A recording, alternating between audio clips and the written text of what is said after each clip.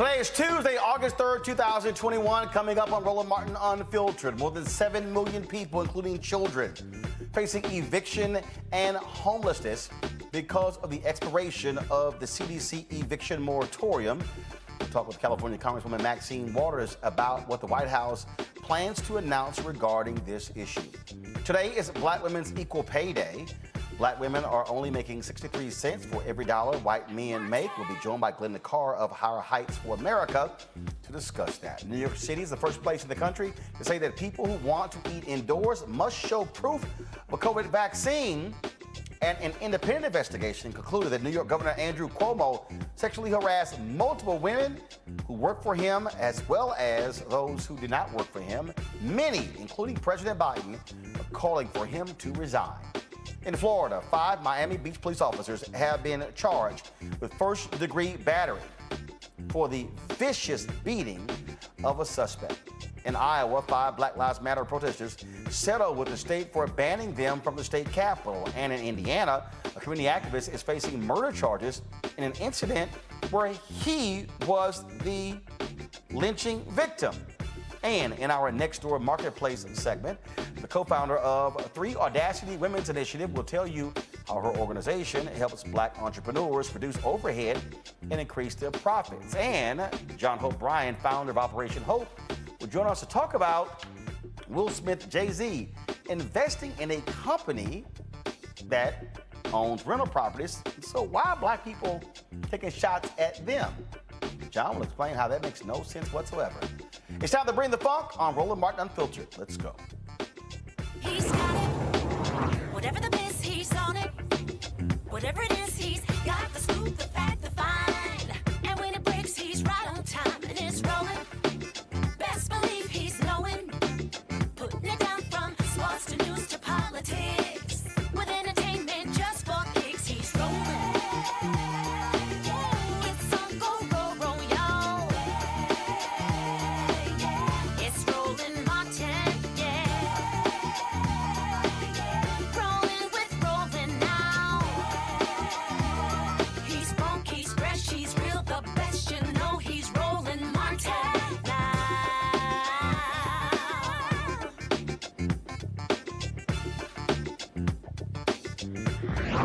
Martin. Black caucus members have been leading the effort to address the expiring moratorium on evictions. Over the weekend, Congresswoman Cori Bush of St. Louis, she actually was sleeping outside of the U.S. Capitol to dramatize this very important issue. She was joined by Congresswoman Ayanna Pressley and others. What was happening on the inside? Congresswoman Maxine Waters was meeting with Speaker Nancy Pelosi and other top Democrats to deal with this issue. Remember, the Centers for Disease Control used their power to issue a moratorium on evicting people from their homes due to COVID. Well, that expired over the weekend. Significant pressure was being placed on the White House to use their powers to extend that. They were suggesting that they could not do that. Others said they could. Now we're hearing the White House plans to actually do that tomorrow. Joining us right now is California Congresswoman Maxine Waters, of course. She always glad to have you on the show. Again, you had what I keep telling people, Congresswoman, you got the inside game, you got the outside game. You got the internal pressure, the external pressure. You had Congresswoman Cori Bush sleeping outside to dramatize this important issue of evictions. You were on the inside, meet with the folks trying to negotiate a deal. Tell us what's actually going to happen. Well, thank you so very much for giving, coverage to this very important issue. As you alluded to, the moratorium expired basically on Saturday night. And so here we were faced with the possible evictions of maybe 11 million families at risk. And so we were caught by surprise when we got a late notice from the White House that the president was telling us that Congress needed to do whatever had to be done to expand and to make sure that the moratorium was continued. And we were not ready for that because we were about to leave, to go on the break in August that we normally do. And so what was being said to us by the president was something that possibly could not happen, but I tried. I put together a piece of legislation and worked with the leadership. And we were not able to get it up on the floor because basically the Republicans rejected what would have been a unanimous request. And so knowing that, I and Nancy Pelosi and others always believed anyway that the president should use the power of his office, working with the CDC, to go ahead, despite all of this talk about what the Supreme Court had said or done. I, for one, did not believe that what the Supreme Court had done with the case that they was working on should be applied to this emergency that we have now, and that the president should have moved forward in order to get the CDC to do what it had done in the past, and that is extend that moratorium. And so we kept saying it over and over again. We were joined in that effort by many of the members of Congress. This is an emergency. And it's got to be done now. The Congress is not coming back into session, not going to be called back, and we're not going to be able to get them all back. And we know that we don't have all of the votes that we need anyway to get this done. So this is the responsibility of the President of the United States and the CDC. And so with that, what we're learning now is that this is being treated as a new kind of protection and moratorium that is not an extension of the last one, which legally could get around all of those accusations about the CDC not being legally allowed to discontinue, to continue rather the moratorium. And so we will expect, we heard a little bit from the president when he came out just a short while ago and said that the CDC would be making an announcement. Well, Roland, I want to tell you, this emergency is so important that you did see an inside-outside kind of effort being made. Those young people and members of the squad and others who slept out really did draw attention to this national issue, this emergency that we have. And in doing that, I think that they got a lot of people in this country really understanding that the money is there. I put into the bill $46.6 billion, worked very hard with my staff to do that. And as you know, we have Housing is Infrastructure, another kind of effort that we're doing that talks about this country has got to get ready to know that renters must be protected, that people who are out there eligible for rental assistance, who are waiting with, on Section 8, this stuff has got to stop.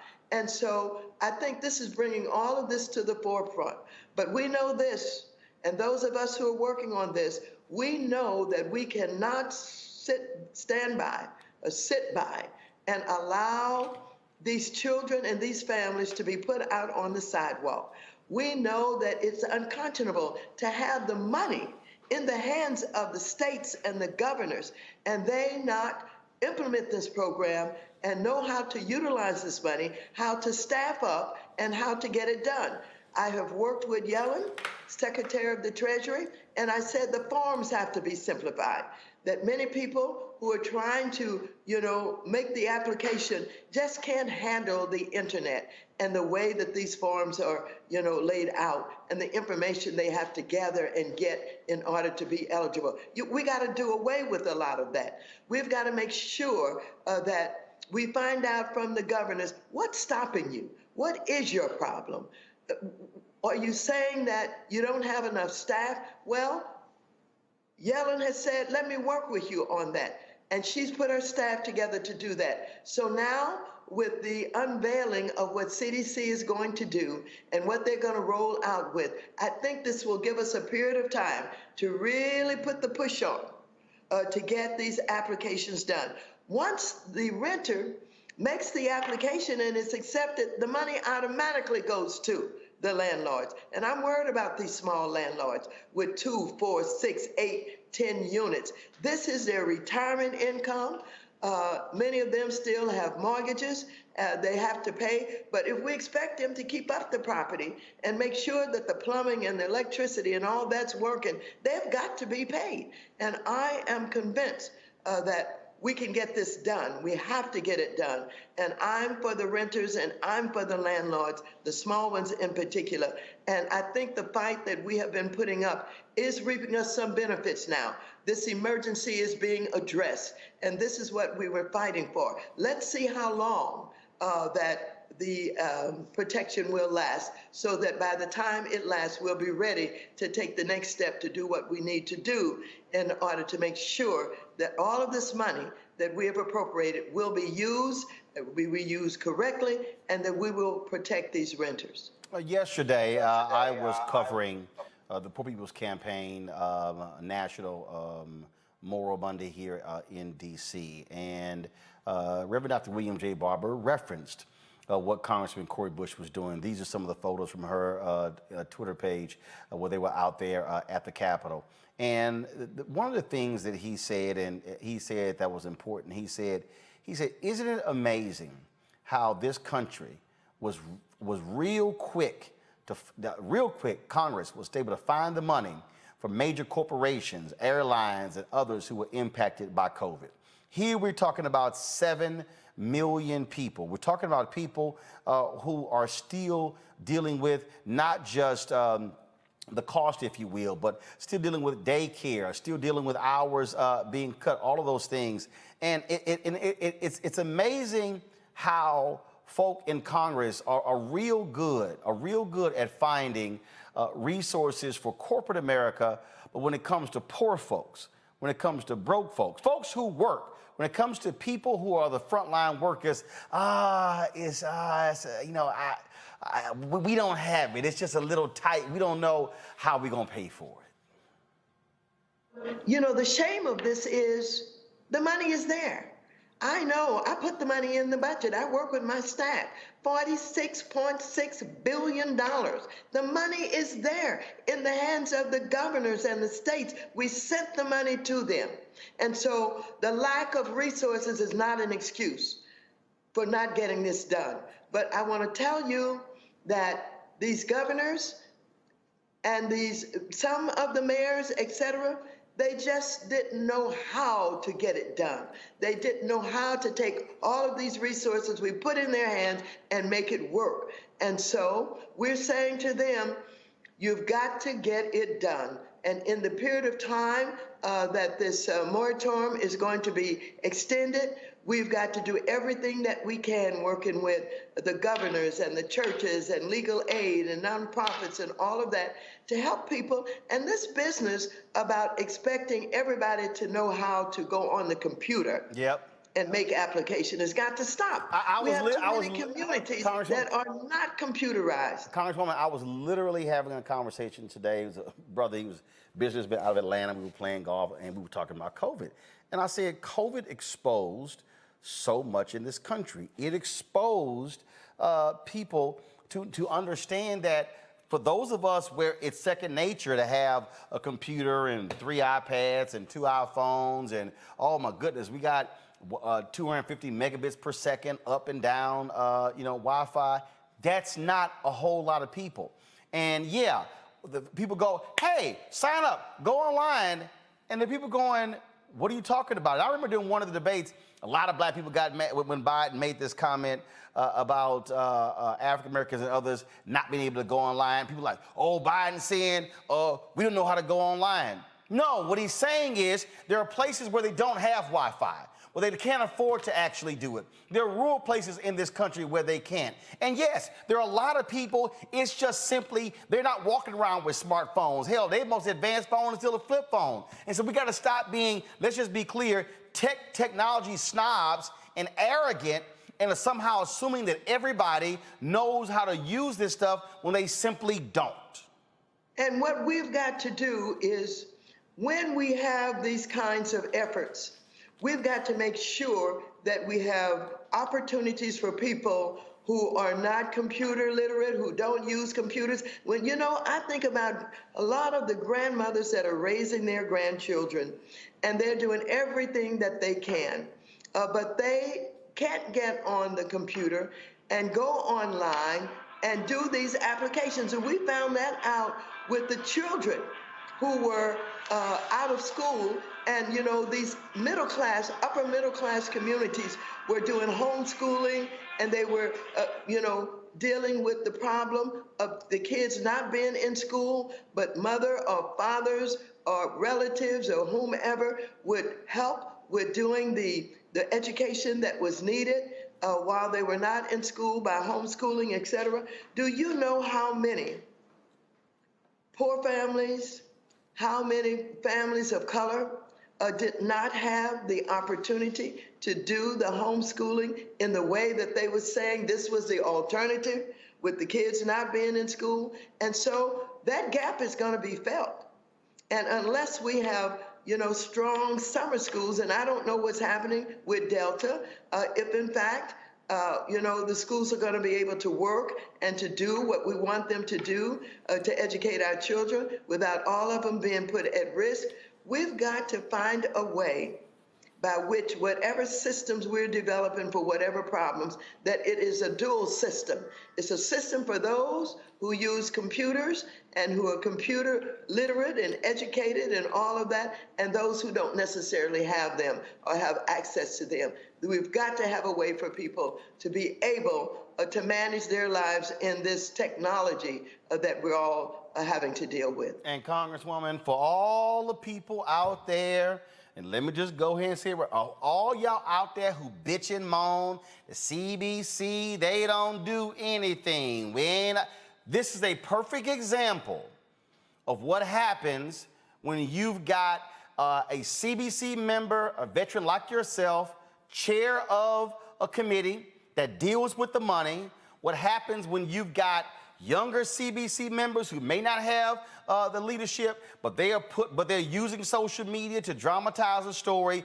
This deal does not happen, does not get extended if it is not for the work of the Congressional Black Caucus.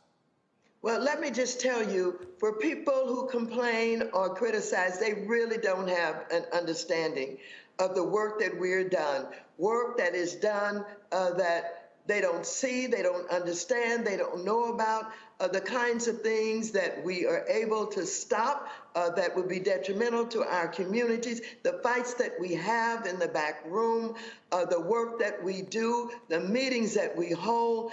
And, you know, I've stopped getting angry with people who don't know. I just do, whether you know it or not. We just do it. All of our members of the Black Caucus are so committed to ensuring that we open up opportunities for fairness and justice.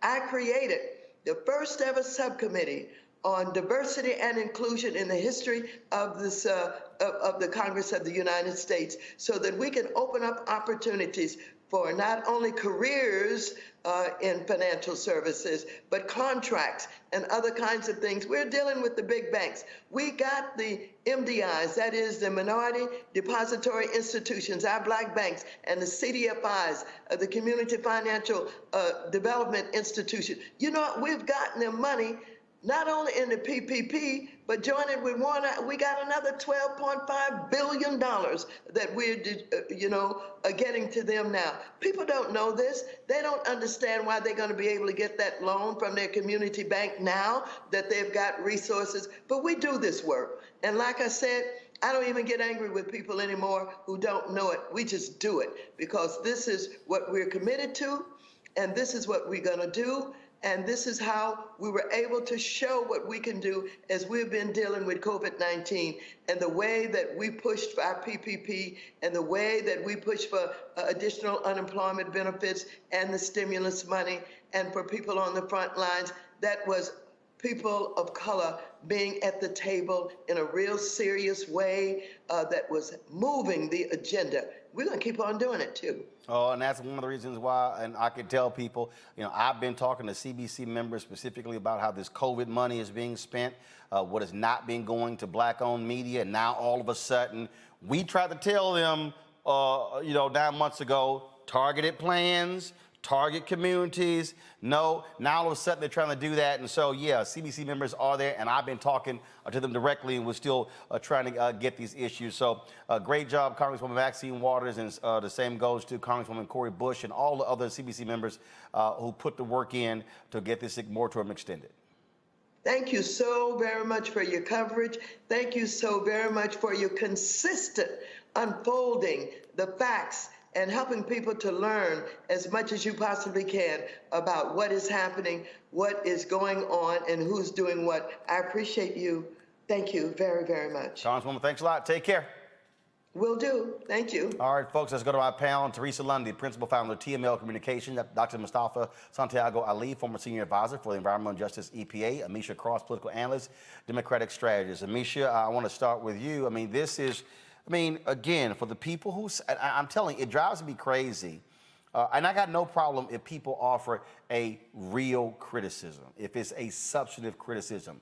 But there are things that actually happen, things that get placed into bills, things that get removed from bills that people have no idea happens from CBC members. And this is a perfect example of a lot of our people who are going to be impacted by this eviction moratorium ending, and now for this thing being extended, especially in the hardest hit areas of COVID. That is critically important.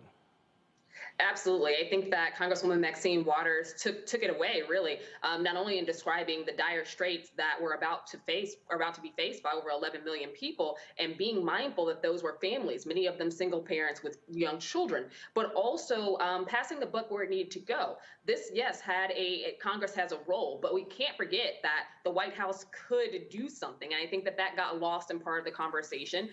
In addition to that, we also have to remember that the states and local governments in particular kind of screwed the pooch when it came to the COVID-19 relief funding that included monies for a lot of this, for a lot of these rentals and rental assistance. And those funds were never actually divvied up, regardless of whether the state was led by Democrats or conservatives. And I think that that's something that we have to harken back on, whether it's, okay, well, they didn't understand how to go about finding out who is actually qualifying, or whether they didn't understand the paperwork or understaffed. All of those things were considerations that we should have had months ago in terms of conversation around COVID-19 and where the rest of that relief package would go. Not knowing how to utilize a form doesn't stop a person from getting kicked out of their home. So I do think that there are some things that need to be done in terms of the divvying out of federal funds to the state and local government, acknowledging the fact that many of them are already underwater in terms of the staffing issues they have, but also their own computer literacy problems in many cases.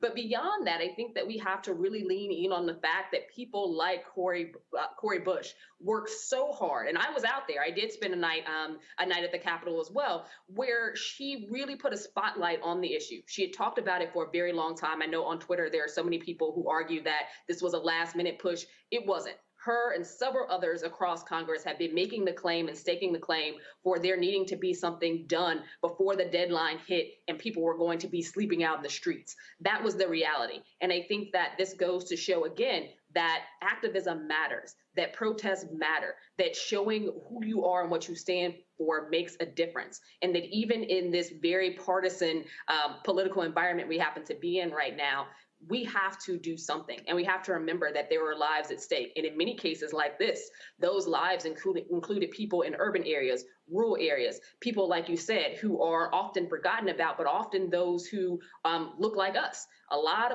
of Black people, the majority of that 11 million happen to be people who were Black and brown, but particularly Black communities across this country suffer the greatest when it comes to housing insecurity. We know that. And that's why, the leadership of the CBC, that's why the progressives in Congress, that's why activists across this country have been pushing so hard to ensure housing equity, because it goes beyond the stopgap. And I think that we have to also remember this. The pause for COVID-19 is a stopgap measure. It has been extended. However, people are still in the rears. People were in the rears and rent before COVID-19 hit. What happens once that stopgap is no longer available? There still has to be some level of congressional action. And I think that Americans need to be waiting on that as well. What Amisha just said there and what the Congresswoman said, Teresa, cannot be ignored. And that is why we also focus on local elections. So the members of Congress do their job, okay? Congresswoman Maxine Waters, she gets the money. But now the problem is governors and mayors, what the hell y'all doing? County commissioners, what are y'all doing? This is why I keep trying to tell people how these things are linked. You can't divorce one from the other.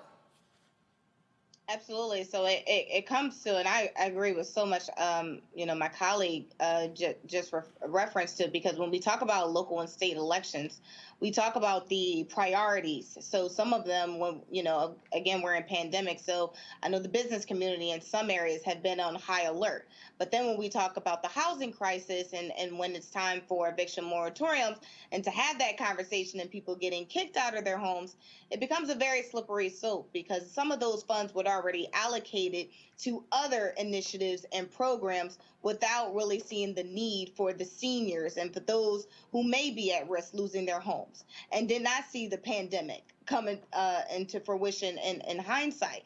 So there is a lot of important details that do happen even on a state level. But I think the opportunity here is for the governors, is for the mayors. And it's unfortunate that it's happening at the last minute. But there is something that needs to be done for these families in order to not only, one, keep them in their homes, but also to prioritize them with the right sensibility, legislation, and program funding that is necessary for federal government in order for them to do their jobs as well.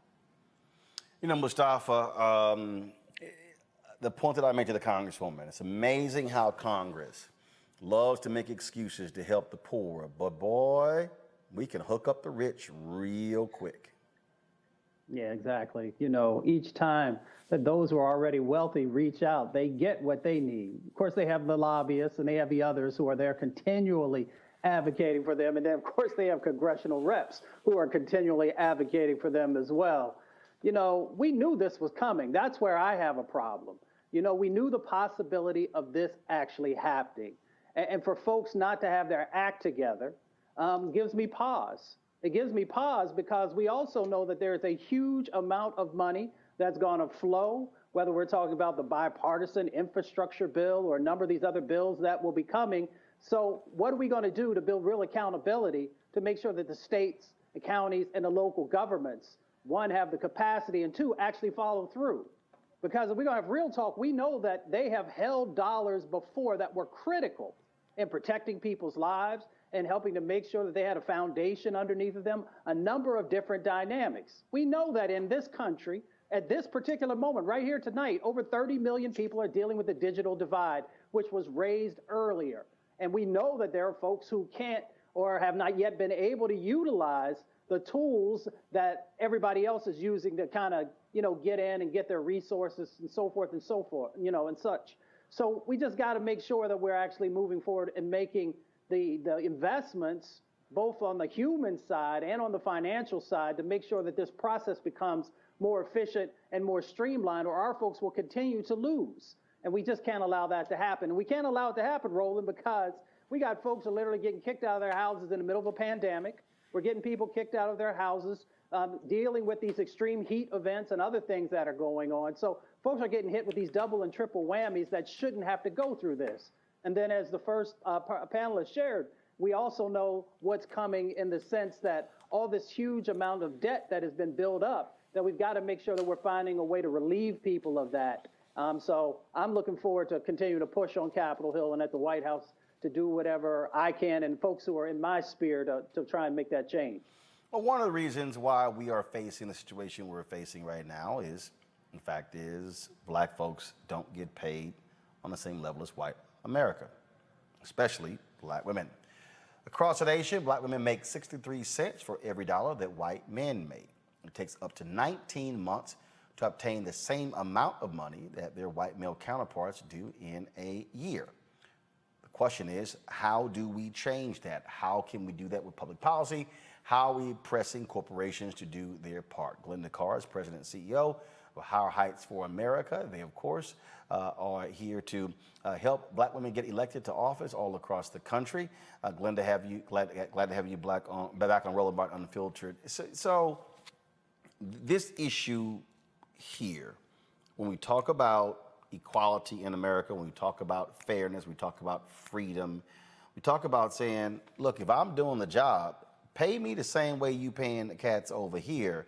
And we see how black men are impacted and how black women are impacted. And when by taking 19 months to make the same they make in 12 months, that's what happens, how you're never able to catch up, which impacts the ability to afford your rent, to afford daycare, to be able to buy cars, to be able to save money, to be able to build wealth. This is the economic downfall of black America.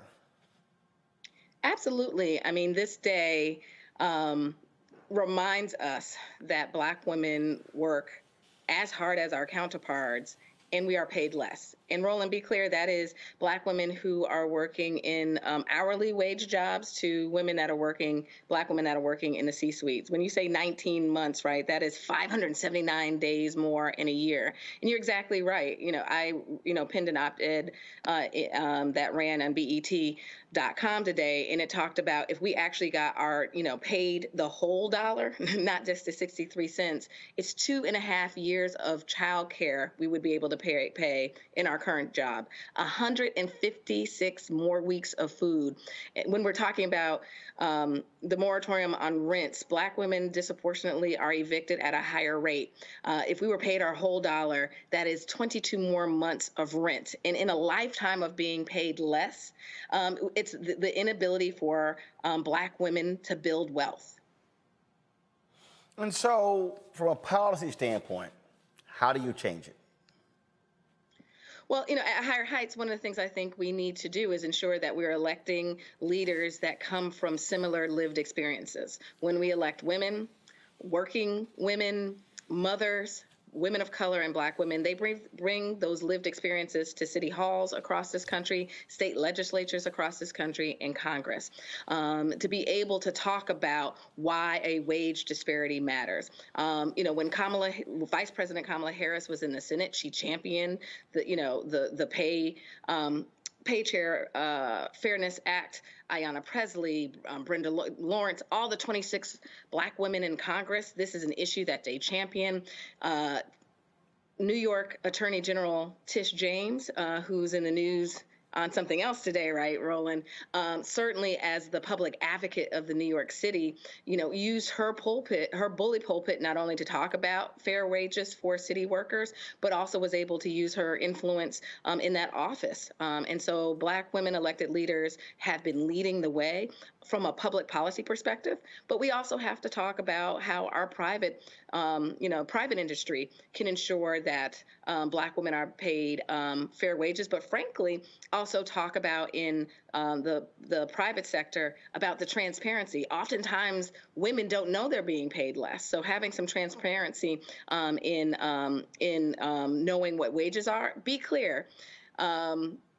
Black women want what our counterparts want. We want economically thriving, educated, healthy, and safe communities. And so for everyday Black women, it is us not only calling out when we're not being paid a fair wage, but also levying and lobbying our elected officials on the importance of how we can intersect public policy into this very important issues for Black women. But let's just talk about, again, from corporate America standpoint. One of the things that I have been engaged in with others is this effort of targeting companies when it comes to their expenditure with Black-owned media.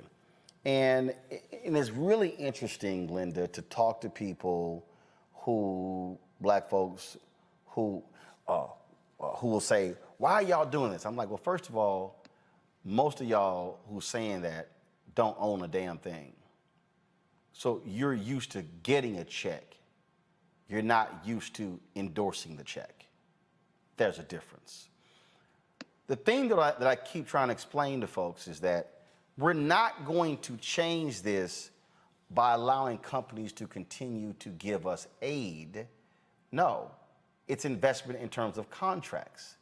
It's in terms of pushing that. So now all of a sudden, when we start talking about how do we break through, it means, no, we're not interested in the $50,000, the $100,000 contract when over there they're signing the multi-million-dollar deals. They're signing the $3 and $5 and $10, $100, $200, $500 million deals. That's how you begin to change the dynamics and change the game. In addition to our political power, recognizing our economic might as African Americans, but particularly Black women. We are the economic drivers in this entire economy. And so when you talk about building wealth and being paid our fair wages, we actually rotate those dollars back into the economy, which means we're lifting, not only is our underpaid work building this new America, we are then putting that money back into this America. And so Black women need to, at this time, demand our return on our investments, right? Our economic investments, our trips to the voting booth. And we certainly, as we rotate those dollars into the community, into the economy, we need to be rotating those dollars into our own Black businesses and building our own businesses. As you are aware, Black women have started more small businesses than anybody else in this country. We've decided to leave the workforce to build our own to build our own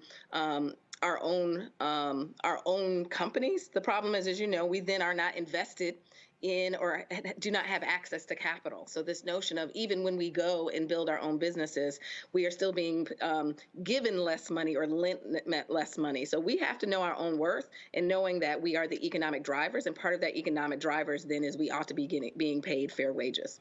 All right, then. Look, we certainly appreciate you joining us. I want to take, if I can, real quick questions from each one of our panelists. Teresa Lundy, your question for Glenda Carr. Yes. Well, one, thank you for standing up for women's rights. Myself, I became an entrepreneur because of the equal pay and the gap that exists. So one of my questions is, what can women do in the workplace to ensure that they are receiving equal pay for fair work? I would offer 3 scenarios, right? One is walk in when we're negotiating. Women often under-negotiate when we're entering into the workforce. And certainly I think Black women oftentimes are positioned to think that we should appreciate the job, but we need to walk in and demand being paid our worth. I think it's important to do that investigation to see where the pay raises are, and to literally call that question, may it be to HR or to senior management. And I certainly think that this is a public-private solution that we need to look at the very policies that we can enact on the local, state, and national level. But I do think that we have to call our public sector, our private sector, to the table around how do we create transparent and fair wages in this country. Amisha. Thanks for being here. I agree with you 100% and have read your op-ed. It was very strong. My question is going to be around, as we know, not only do Black women hold the majority of small businesses across this country, but Black women also are the highest degree population in this country. With that comes a expensively high amount of student loan debt. That is also the highest in the country for Black people and people in general at the behest of Black women. So when we talk about this pay gap, there's also taken into consideration digging out of that massive student loan debt. In your view, how do Black women, regardless of the stage in their career that they are in, advocate for themselves in these career spaces, be it whether they're in nonprofits or government or the private sector, in regards to not only equal pay, but actually finding out, because in many cases they just don't know what other people are making within that same organization, because as you mentioned earlier, a lot of that isn't even posted when you actually interview for a job. So at what point are they given that information, and how can they best empower themselves and other Black women or women of color to advocate as well? That's a great question. I will actually answer something that you didn't ask, but it was a perfect segue into the discussion about public policy, which is Black women. We have to look at the intersectionality of all these issues, right? So not only are we not paid the same for equal work, we actually are coming with more financial burden, right? We are oftentimes the breadwinners of our household. We are taking care of not only maybe underage children, but also we are taking care of someone in our family, may it be our parents or our grandparents. And then you add on student loan debt, that we are disproportionately are carrying a higher financial burden. And so as we look at a solution, it needs to be intersectional. So I wholeheartedly agree with you. We can't just look at this as a a one-stop shop from a policy perspective. But certainly, I do think there's a book that I was given when I graduated from college years ago called Success Runs in Our Race by George Fraser. And one of the things I think when you talk about navigating our careers, may it be in, the entry point, middle career, or in your, as a professional, that we need to utilize our networks more as African Americans, and being able to have, oftentimes our white counterparts do know how much others are making in a company or in an organization. And so certainly I think as we build power from the voting booth, that we're building power in corporate America, that the best resource is actually utilizing not only our networks, informal networks, but also identifying our mentors and our sponsors that will help us to navigate in this second phase of our access to jobs across the country. Mustafa. Well, thank you for everything that you're doing. What should Black men be doing to better support our sisters who are fighting to make sure that they have equal pay? Yeah, I mean, one, this conversation is important. Oftentimes, you hear about equal pay day, and equal pay day is in usually late March, early April for white women and Asian women. And so certainly, as you know, today is equal pay day for Black women. It's August, but our Indigenous women have to work into September 8th. Our Latina sisters have to work into October 21st. So I definitely think it is a cross-ethnic coalition, and certainly I think men of color and Black men play a pivotal role in knowing that there's a wage disparity. And although we're talking about the wage disparity between Black women and white men, there's a wage disparity between Black women and Black men. Black men make more on average than Black women. And so I certainly see Black men being the ally to begin having the conversation, being able to call out in a private sector that the sister is making less than he is, and may have more credentials, right? This is also, and oftentimes women are more credentialed, have more career experience, and still are making less. And certainly I think, standing together to call for legislation across this country, both in Congress and to our city halls and state halls across this country, is important, because at the end of the day, when you pay Black women their equal pay, all boats rise. And so helping Black women, Black men are helping to help our community be economically thrive. All right. Linda Carr, we still appreciate it. Thanks a lot. Thanks for having us. All right, folks, got to go to a break. We come back. Let's talk about Andrew Cuomo, the governor of New York. Ooh, did Tish James, the attorney general, drop the hammer on him when it comes to sexual harassment? We're going to give you all the details. Also, on today's show, we'll talk about our marketplace segment, the issue of growing businesses, women entrepreneurs, but also why people upset with Jay-Z and Will Smith for investing $165 million into a company. We'll break it all down for you right here on Roland Martin Unfiltered.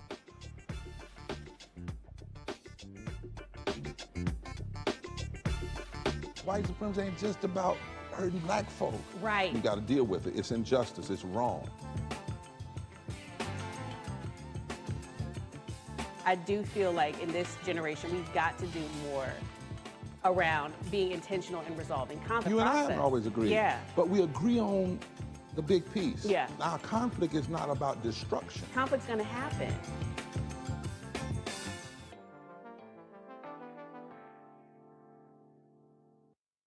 Before Till's murder, we saw struggle for civil rights as something grown-ups did. I feel that the generations before us have offered a lot of instruction. Organizing is really one of the only things that gives me the sanity and makes me feel purposeful. When Emmett Till was murdered, that's what attracted our attention.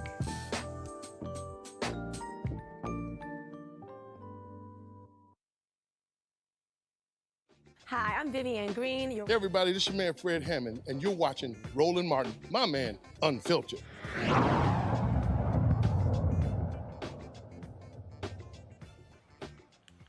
All right, folks, after a 5-month investigation into sexual harassment claims against New York Governor Andrew Cuomo, the state's attorney general, Letitia James, released a report corroborating his accusers' stories.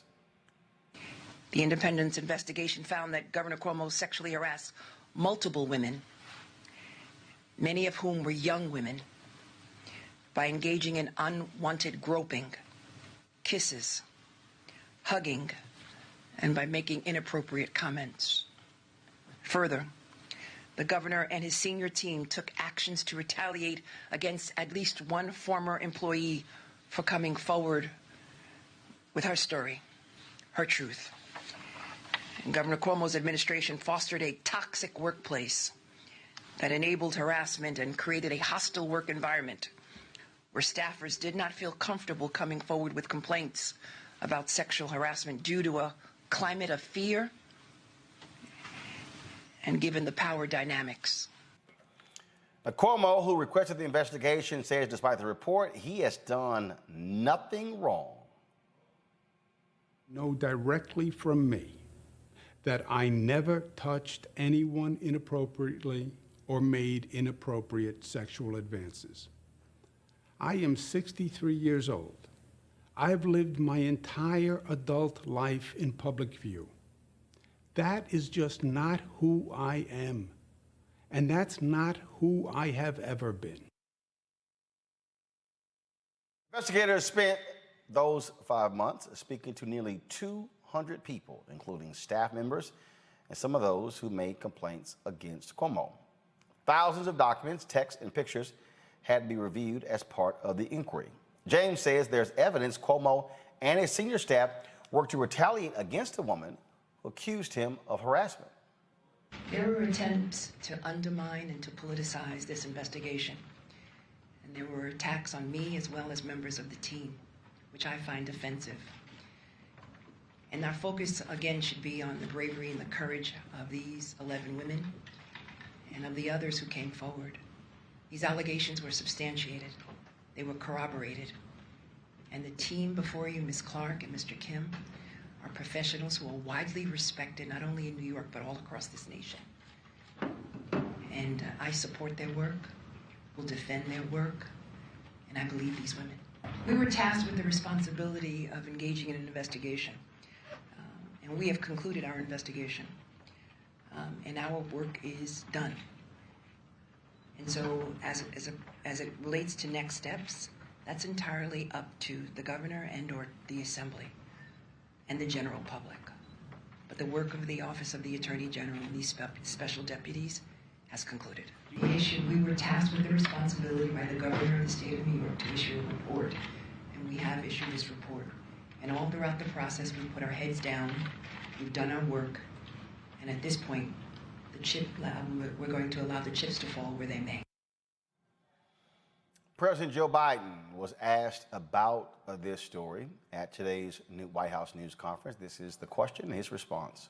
Mr. President, I have a question for you on coronavirus, but first I'd like to start with the news of the day, given back in March you said that if the investigation confirmed the allegations against Governor Cuomo, then he should resign.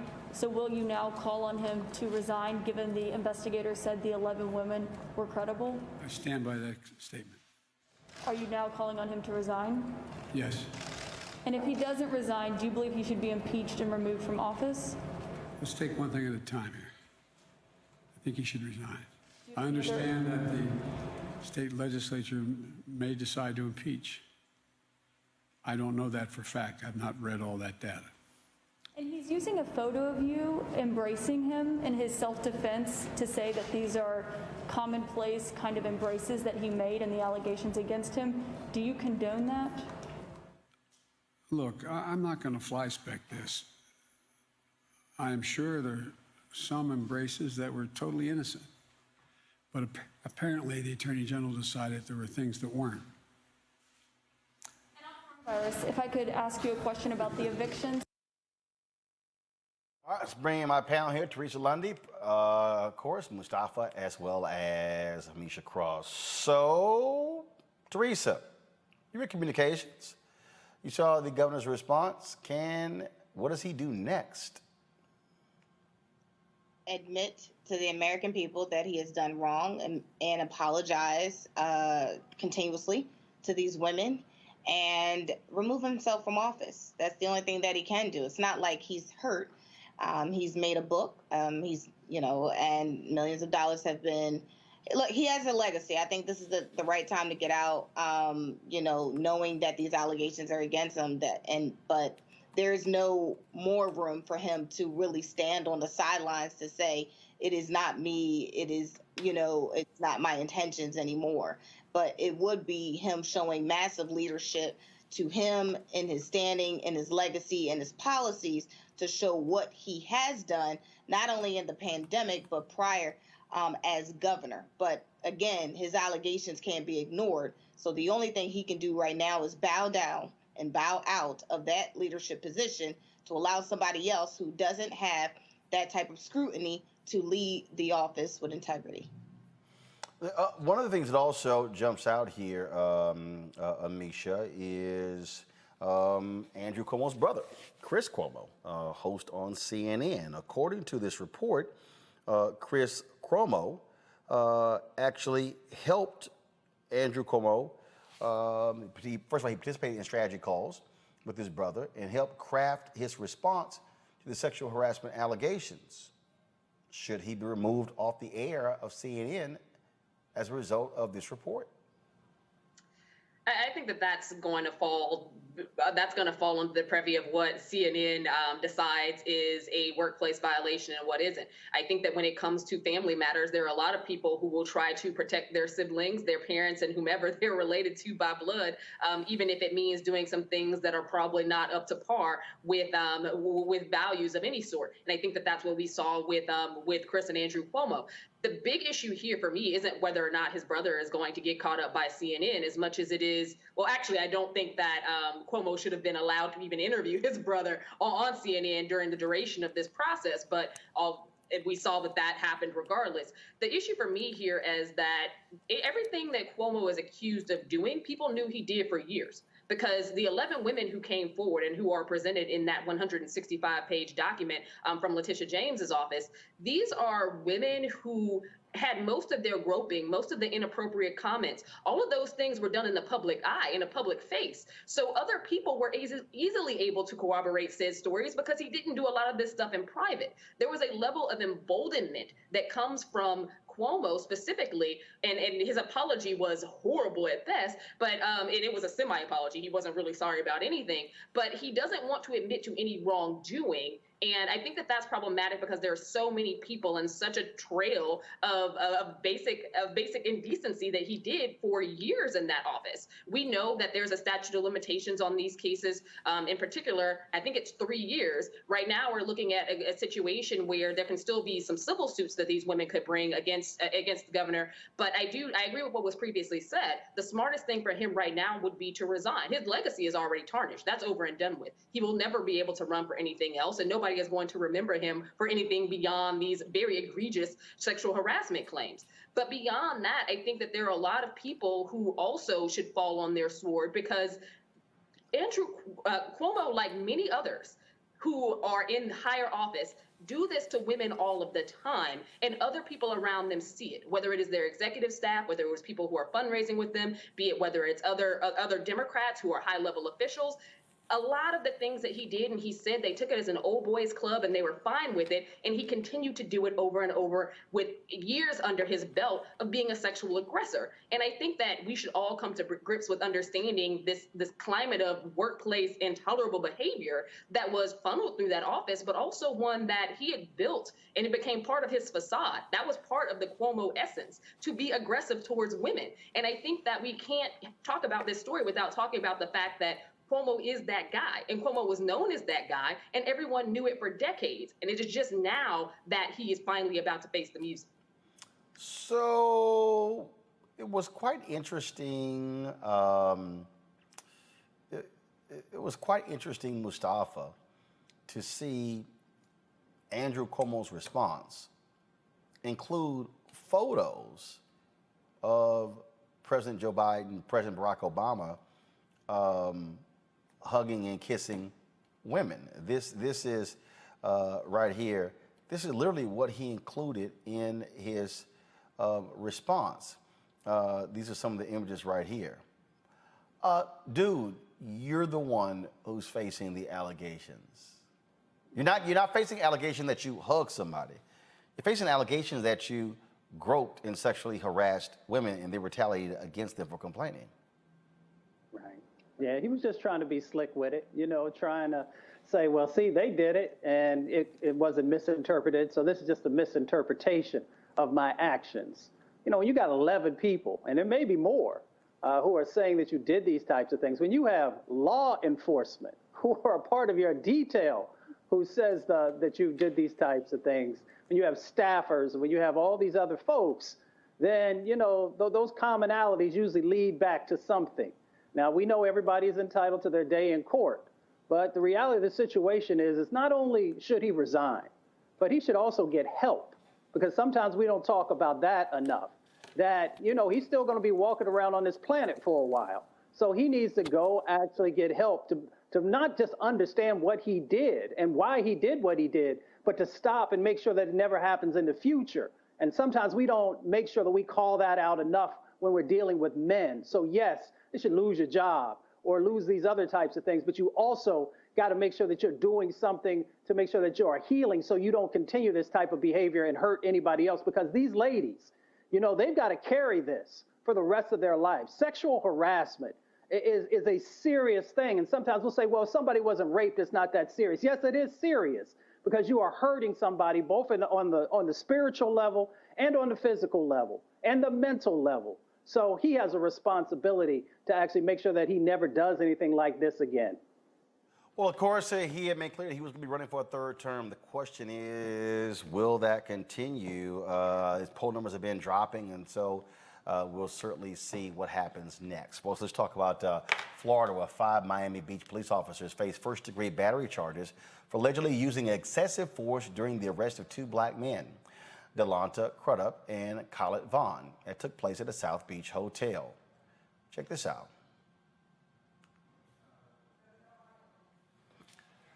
Now, this is surveillance video. It shows an officer chase Crudup into the lobby of the Royal Palm Hotel. The officer ordered Crudup onto the ground at gunpoint, and then Crudup complies. Moments later, more than a dozen more officers flood into the lobby surrounding Crudup. The cops then slammed Crudup's head on the ground and began to kick him violently. Y'all, that's a lot of cops for one person. All of this happened because officers claim Crudup struck a bicycle patrol officer while driving a scooter recklessly. Now, during Monday's news conference, Miami-Dade State Attorney Catherine Fernandez-Rondo walked through what happened when officers caught Vaughn using a cell phone to record Crudup's arrest. 4 steps back with his camera. Now you see Officer Sabater running in and tackling him there.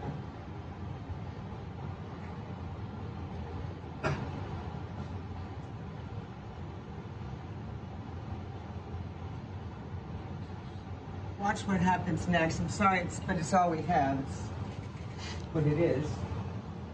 So if you could play that, George, please.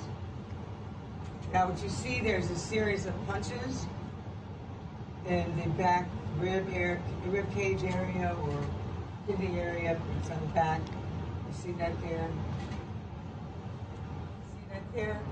There are different videos of the same thing, so that's why it seems repetitive. Do you see it right there? Can you roll that back, George, please? See the back there? That's Officer. It's a different angle. These are body-worn cameras at this point.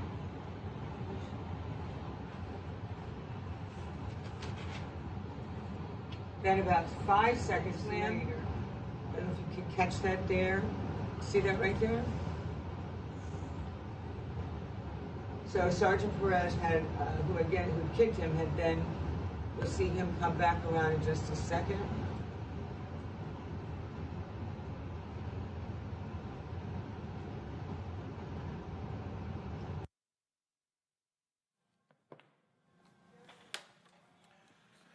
Crudup was facing several charges, including aggravated battery of a law enforcement officer. Vaughn was charged with resisting an arrest with violence and impeding a police investigation. After reviewing the video footage, Police Chief Richard Clements requested all charges against both men be dropped.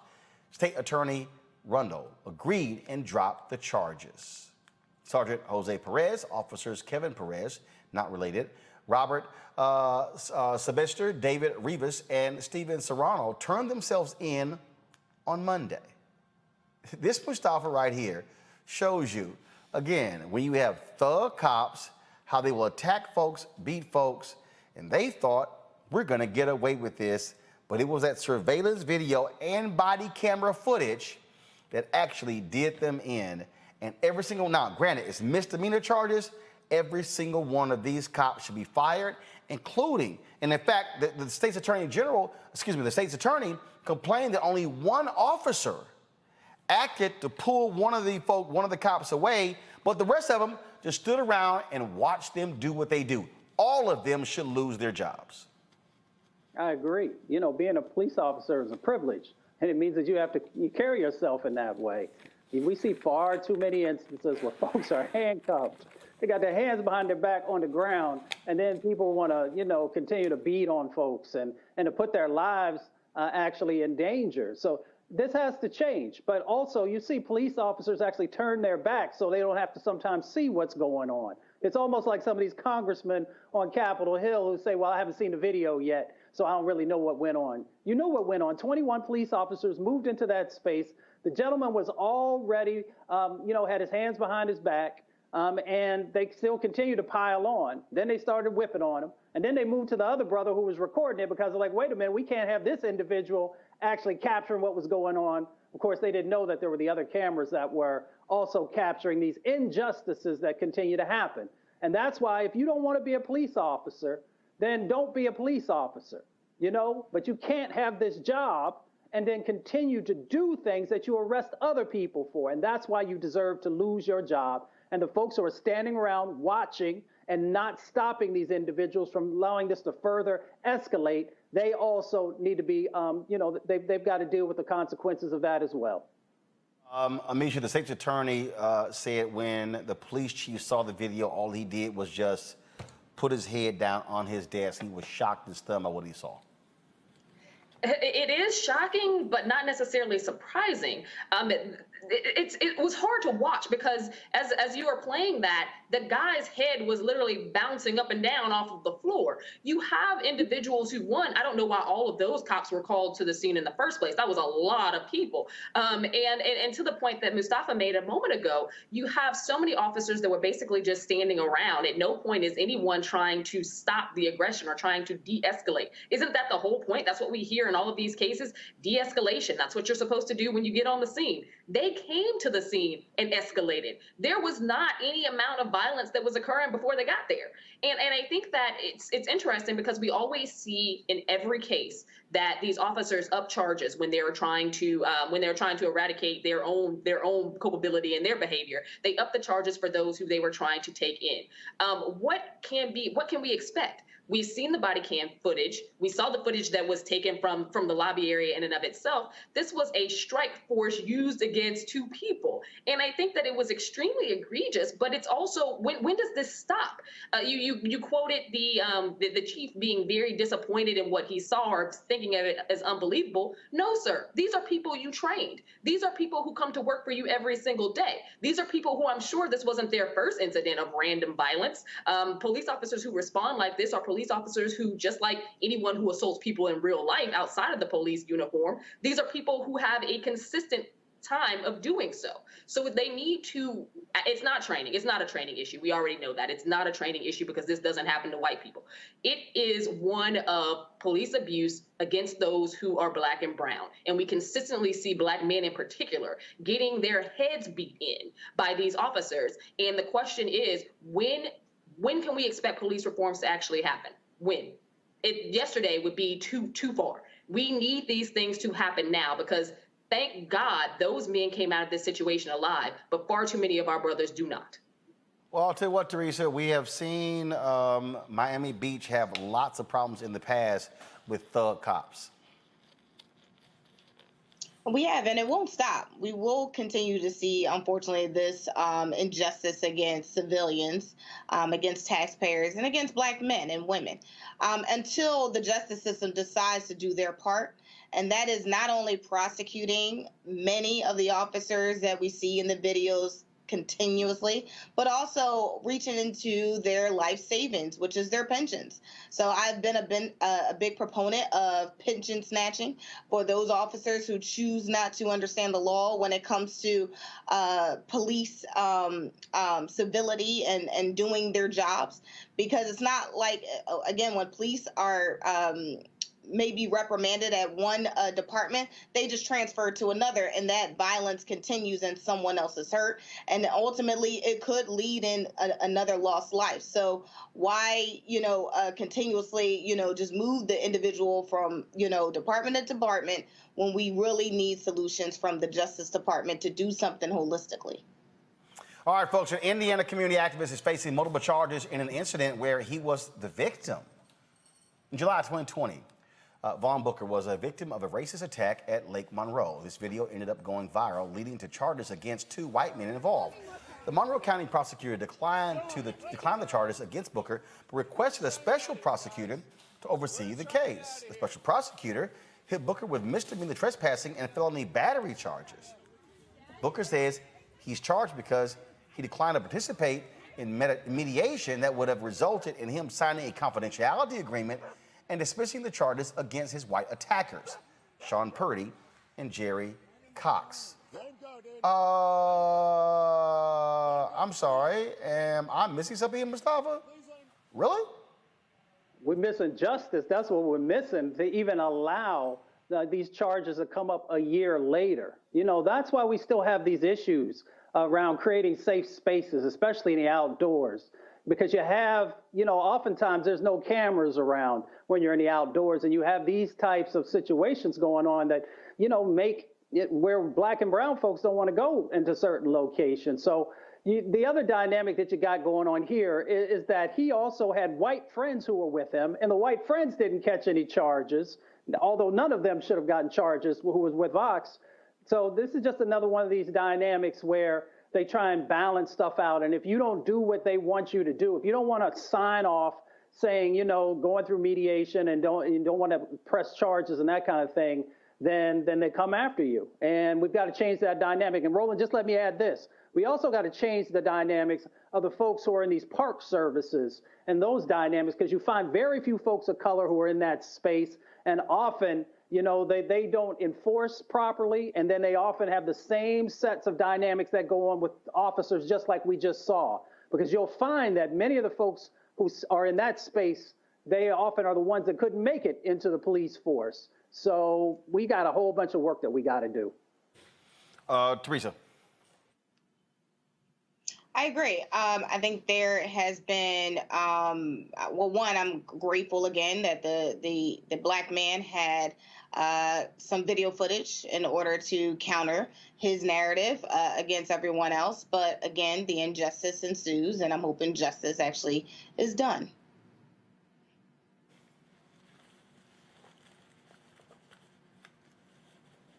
Abisha? Well, Roland, white people have acted like they've owned the woods and forest preserves and things like that for generations now. So I'm not surprised that there would be a scuffle when there's a Black man that is taking his nature walk and enjoying his time with what the Lord has made as well. What I am very, very disturbed by is the fact that criminal charges were brought up against a man because he refused to basically sign away his rights outside of mediation. At the end of the day, he knew that what happened that day was wrong. He knew that what happened that day shouldn't happen to anybody else. And he is well within his rights to decide to press any type of charges he wants to against those individuals who acted as though they owned a property that was open to the public.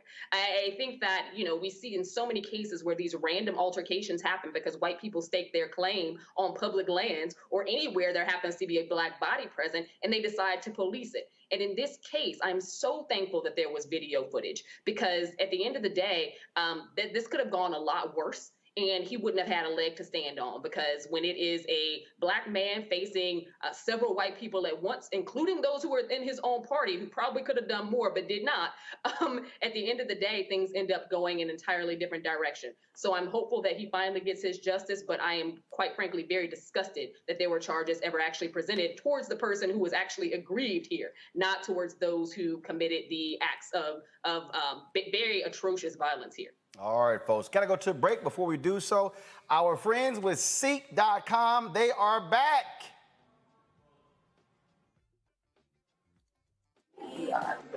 Yo, this is Ziggy Marley. Catch my live performance on Seek. You're Bon Jovi, and you're watching us on Seek. What's going on? This Quavo Honcho. Right now, you in the Honcho's world. Please let the music play.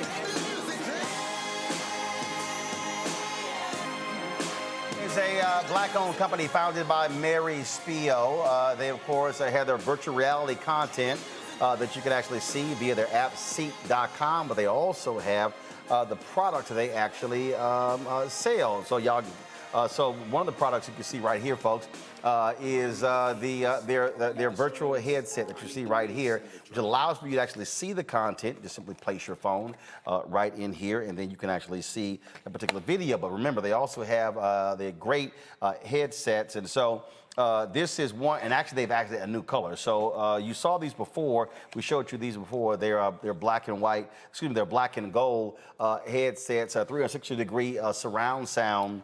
And so they sent me their headsets, and I said, okay, cool. Then I opened this one, and y'all know I was like, okay, I like this one here. All gold. Now, you know, as an alpha, I love this here. And so this is their all gold headset. And so it is absolutely amazing sound. The bass is incredible. Just go to Seek.com, but use this promo code. It's RMVIP21. Now we should have put it in the lower third, please. The promo code is RMVIP21. Go to Seek.com. And so when you purchase either the headset or the VR headset, we also get a cut of the proceeds, so we certainly appreciate Seek being returning as one of our partners here at Roland Martin Unfiltered. I'll be back to discuss our marketplace segment sponsored by Nextdoor. We'll talk about Will Smith and Jay-Z investing $165 million into a company, but why are some Black people upset? We'll talk with John Hope Brown about that.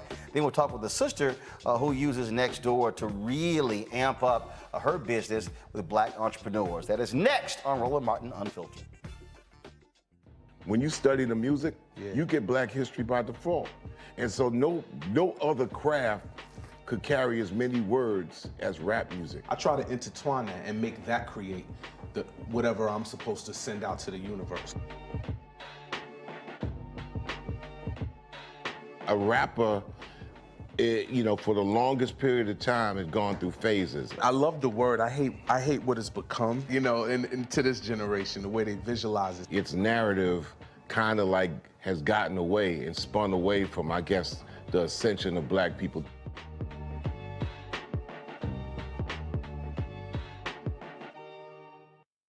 George Floyd's death hopefully put another nail in the coffin of racism. You talk about awakening America. It led to a historic summer of protest. I hope our younger generation don't ever forget that nonviolence is soul force. Priceless.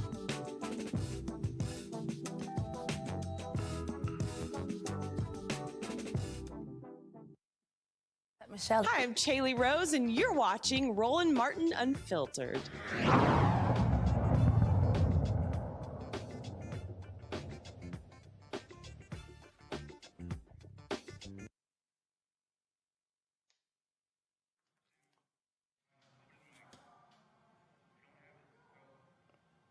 All right, folks. Of course, welcome to our marketplace segment, sponsored by Nextdoor. This is where we, of course, focus on Black-owned businesses every single week. And so, normally we have the stinger. We'll play that before our next segment. And so, there's some news that came out. Will Smith and Jay-Z. It was announced they were investing $165 million into a company that deals with homes, a deal for renters. But what was interesting about that is that a lot of people on social media took to social media and they were highly critical of this decision and sort of shook my head and said, well, why? What's the deal here? I was talking to my man, John Hope Bryant, founder of Operation Hope, and he said, you know what, let's talk about this so we can really explain to folks what business is really about and how folks actually work. He joins us right now. So, John, give folks the details of this investment and what it means and what really, I won't say it ticked you off, but let's just say caused you to say, we need to actually have a real conversation in Black America about business. Yeah. So first of all, I love you, Roland. Honored to be a supporter of the channel, and I mean that in a material way and not just aspirationally. I encourage everybody to do the same. Was lovely to see a Black-owned company as one of your sponsors. More companies need to do that. Mainstream companies, certainly minority-owned companies. We need to buy our own block and invest in our own product. You know, we in my book Up From Nothing, you and I have talked a lot about the different mentalities. You have a winning mentality, a thriving mentality, a surviving mentality, and a spectator mentality. And this is like spectators like on another thing. Because you look at this investment and it's really two different conversations. You read most of the press and it's Will Smith and Jay-Z have invested as part of a group in a rent-to-own company. Okay. I actually think, my God, two brothers firmly from the hood have a venture capital firm in one hand and a private equity firm on the other. That's fantastic. I mean, isn't that a beautiful thing that we want? Don't we want that? And they made their money legal and investing it likewise. That memo got missed. Folks on Twitter, at least where I saw, including a very notable person who I think is a historian par excellence, but maybe we need to talk about financial literacy a little bit, went in on Will and Jay-Z, and I can't figure out why. It's, first of all, I guess people were upset this was a white-owned company. Well, the company never said they were anything other.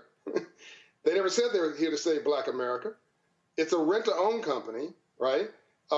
And they're, it appears, trying to do affordable housing for low-income people. There was an immediate assumption that this was a scam, that poor people are going to be, and poor Black people are going to be abused. So you have this discussion in Black America that's very, actually, cynical. And then if you look at all the rest of the press, I encourage everybody to watching this, don't trust me, do your own search. The rest of the press is just pretty straight ahead.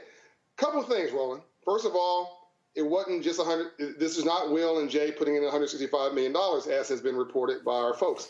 They were part of an investment group. Right.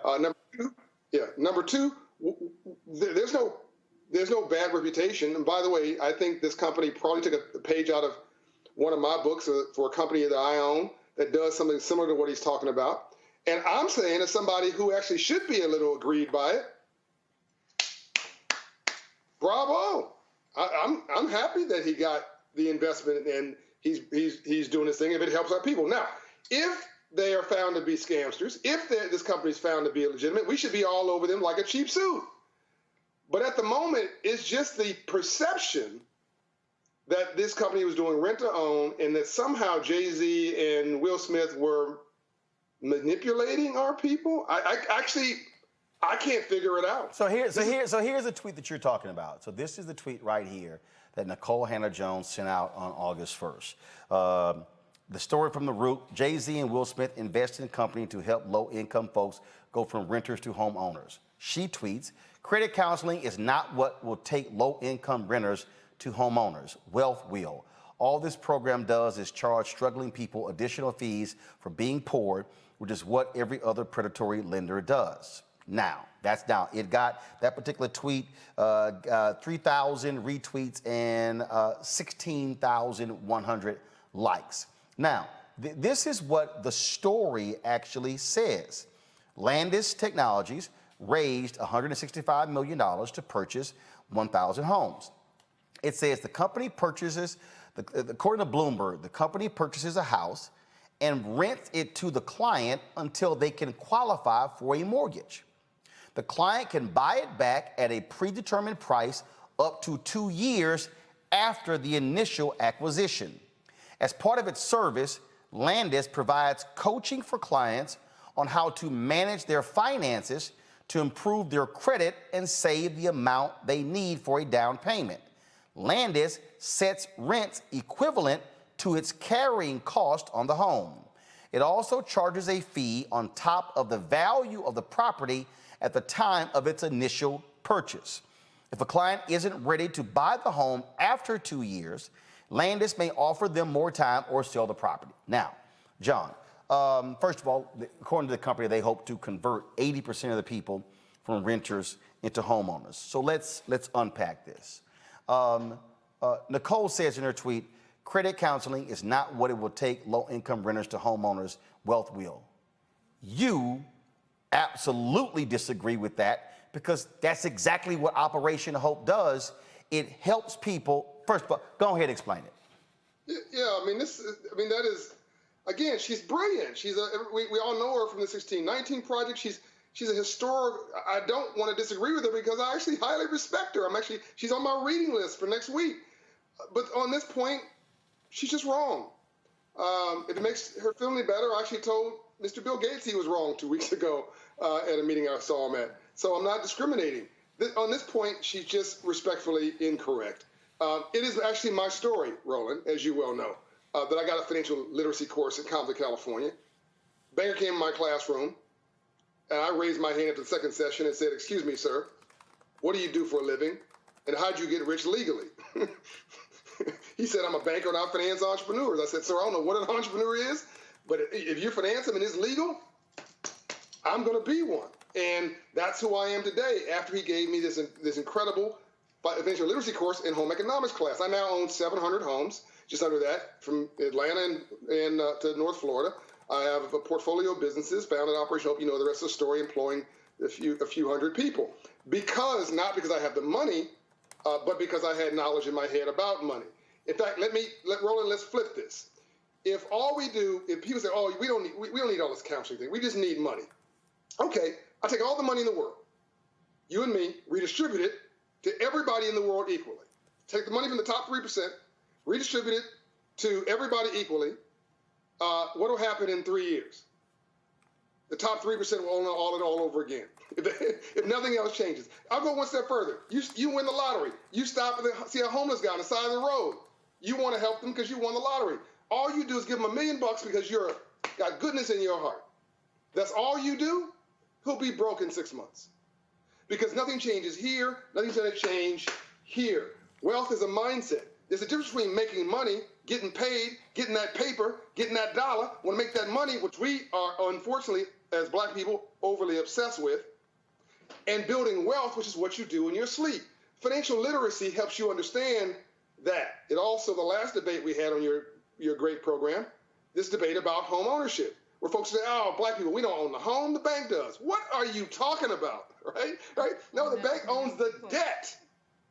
And they only own a home if you default. You get the appreciation, the depreciation, which is good for your taxes. You get the write-off on every mortgage payment. We can go on and on and on. This is just a lack of understanding. Then there's good debt and bad debt, as we talked about before. So financial literacy is the one thing, Roland, we were denied. As you well know, you're a historian yourself. Freedmen's Bank, March 3rd, 1865, after the Civil War, we were given 40 acres, which was a pilot program, Field Action 15. Then we worked that so hard, we were given a mule, February 1865. The next month, Lincoln creates a bank called the Freedmen's Bank to domicile our savings, teach us about money. So Abraham Lincoln, on the occasion of our being freed from enslavement, thought the most important thing he could do was to teach us about the free enterprise system and capitalism and ownership. And Lincoln was killed the next month.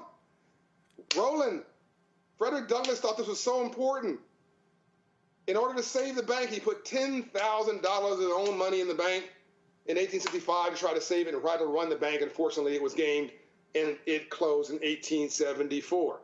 It's not like we got the memo on money and free enterprise and screwed it up. We never got the memo. So it's what we don't know that we don't know that's killing us, what we think we know. It's not like somebody gave us a memo on free enterprise and we messed it up. We keep talking about Tulsa, Oklahoma, as if it is really Wall Street. No, it was. It didn't produce capital. It didn't issue debt. They didn't provide venture capital like Will Smith and Jay-Z are doing right now. There was no banking infrastructure. There was no systemic uplift of tens of thousands of jobs. It was a wonderful example of a normal community where you have homeowners and small business owners and entrepreneurs. It was just normal. But we want to call it Black Wall Street. This is how messed up our situation is. That should have been the case in every community in America. So John, when she says credit counseling is not what it would take low income renters to homeowners, the reality is this, John, and y'all have done it.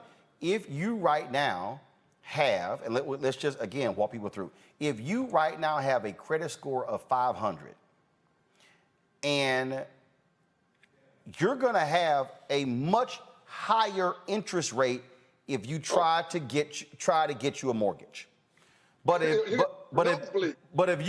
you work through credit counseling, what Operation Hope does, and move that to 700, that changes the interest rate on the mortgage. So actually, the credit counseling does help you, because if you can go ahead. Yeah, and there's nothing that changes your life more than God or love than moving your credit score 120 points, all right? I mean, nothing. My mother's credit score is 854. My mother's not black, she's green. My mother worked an hourly job. So not only was that tweet by her incorrect about my life, which I just mentioned, is also incorrect about my mother's life, who worked an hourly job and bought and sold 7 homes. 7. Because her credit score is to a point where she cannot be. If you have a credit score of 800, even 750, no one's going to tell you no for anything. By the way, all of the problems in our neighborhoods, as you know, Roland, are in 500 credit score neighborhoods, by the way, where you see a check casher next to a payday loan lender, next to a rent-to-own store, next to a title lender, next to a liquor store and a pawn shop. Andrew Young said that to live in a system of free enterprise and not to understand the rules of free enterprise must be the definition of slavery. So yes, credit score, half of black folks have a credit score below 620. Fact, half of us. So while we think the bank may be discriminating against us on race, and maybe they are, the likelihood they don't even need to go that far. Your credit score does not allow you to buy a home at a prime rate at 600. You can get a Homeboy Shopping Network mortgage, as you're saying, a 21%, a 15% mortgage, which will on a $100,000, $200,000, $300,000 house will make your wallets explode. But if you can get your credit score rolling up to 680 through Operation Hope coaching, which raises credit scores 54 points in 6 months, 120 points in 24 months, you get your credit score up to 680, your mortgage goes down to, I don't know, probably 7% in the current environment. You get your credit score up to 710, the mortgage is 3%. That's like them giving you money. So again, for the person listening, so if you increase your credit score, to go from 7% to 3% means, again, how much you're paying on that mortgage, you're paying less. I want to bring this, and I do want to get your take on this here, because this is what the story says, that the company will purchase a house, rent to a client. So basically, you as a client, you're moving into a home that you work with you 2 years to buy. Now, it says Landis is going to charge a fee on top of the value of the property at the time of its initial purchase. So we don't know what that fee is. But what this is, we don't. But what this is saying is, what they're basically saying is, we're going to acquire the home. We're going to give you 2 years and work with you to get your finances in order, credit score improved, for you to be able to buy the home. I don't know of many other programs that will allow you, to a sense, if you're low income, to move into a home. We're going to help you try to buy it, and then you have a shot to buy it after 2 years, and then the 2 years passes, they might give you more time. I'm trying to understand, again, how this is attacking the poor. Well, no, it's not. It's attacking clicks on the internet. It's what it is. I mean, it just created this firestorm of conversation. It reminds me of the two hobos. This is a Jesse Jackson story, Roland. The two hobos got kicked off the train. They're upset about it for non-payment. One hobo said, man, I'm so upset, I think I'm gonna buy this here train. The other hobo said, yeah, I'm upset too, I'm gonna sell it to you. Let that sink in for a minute. Both of them so broke they can't pay attention. They're talking past each other about a situation that nobody is paying them any attention on. The train is gone. The train in our neighborhood of home ownership is leaving, and we're having ridiculous debates. Gentrification, which is a conversation that we should have at some point, is really just a movement to middle-class values. Why aren't we buying the house with the tree in it in our neighborhood? Buy it, rehab it, rent it, and own it. Buy it, rehab it, rent it, or buy it, rehab it, and live in it, and watch that equity go up for ourselves. That's a whole nother conversation, but real estate values are doing nothing but going up, and that's been the case since the beginning of time. So put that issue aside for a moment. To your point, the answer is yes. It's a very unique program, and I'm talking about somebody, theoretically, Roland, I'm their competitor. I'm sorry, theoretically, they're my competitor. Theoretically, I could say that capital should have gone to me. I'm the largest in the country as a minority, went to this company through two notable investors. I'm not saying that, Roland. I'm saying this. Bravo. We need as many folks out here trying to help folks come up as possible, as long as it's honorable, ethical, it's done in complete plain sight. This seems to be very transparent. I actually don't know many programs that does this. I would have done it differently. I would have, been more elegant about how we integrate the services and been more transparent. Is a credit counseling free? Mine is, and all that kind of stuff. But I do like, they do say, Roland, it's all up front. Here's what the price of the house is going to be. Here's what the fee is that we're going to charge you up front. Here's what the predetermined purchase price is going to be 2 years after. And if you need more time, we'll give you more time. Now, if you don't like the deal, you walk away. You find a better deal, you go do the deal. But from what this is saying, and they say that the rent will be based on their carrying costs, there's an assumption here that's going to be also at market. In other words, the rents will be at market rate. But if it's not at market rate and you're getting a bad deal, leave.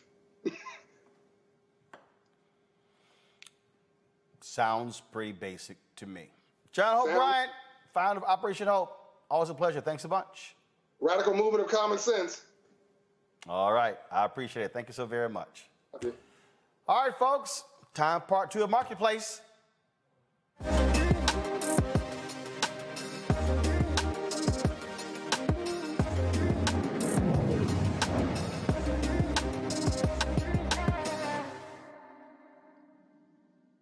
All right, folks, let's talk about our next guest, where, of course, they have this initiative called the Audacity Women's Initiative. It helps Black entrepreneurs reduce overhead and increase their profits. Co-founded by Ashley Osborne Watts. Ashley, first of all, what is this? What are y'all doing? How y'all helping folks run their businesses?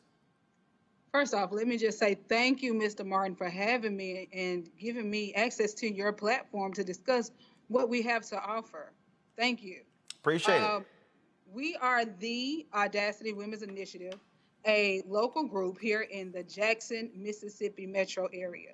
We're here to connect all Black women business owners together to be able to uplift, to be able to encourage, motivate, and also give them a space for them to be able to come to and conduct their businesses. Okay, so when you talk about, again, this is one of those things that people don't quite understand about businesses. When you talk about, hey, overhead, profits. There are a lot of people who have great ideas, not understanding everything is an expense when you have a business. You better know it. Yes, sir. So we offer a space where you can come in, you need to take product pictures, you need to have a business meeting, you need to have an event. That's what we are here to do. We are here to help you with that. You don't have to worry about your electricity, your gas, your internet connection. We have all that here at a low cost, and that is the purpose of us. How have you, first of all, how long have y'all been, how long have y'all had this initiative? Since March of 2021, the pandemic showed us that, hey, a lot of our Black women had to get back into the house because the kids came home. So what were we to do? Okay, we had to close our doors. That left open a market for us to open up a business where they can come in and actually use the space.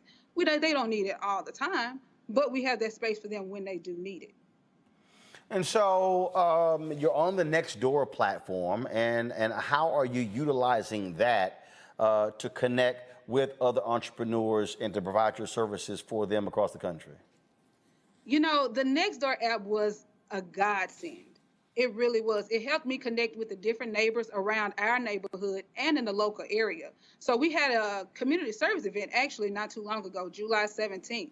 Martha's Vision. It was a great event. We had health, wellness, but we also had a lot of our local business owners here conducting business out of the spaces that we provided.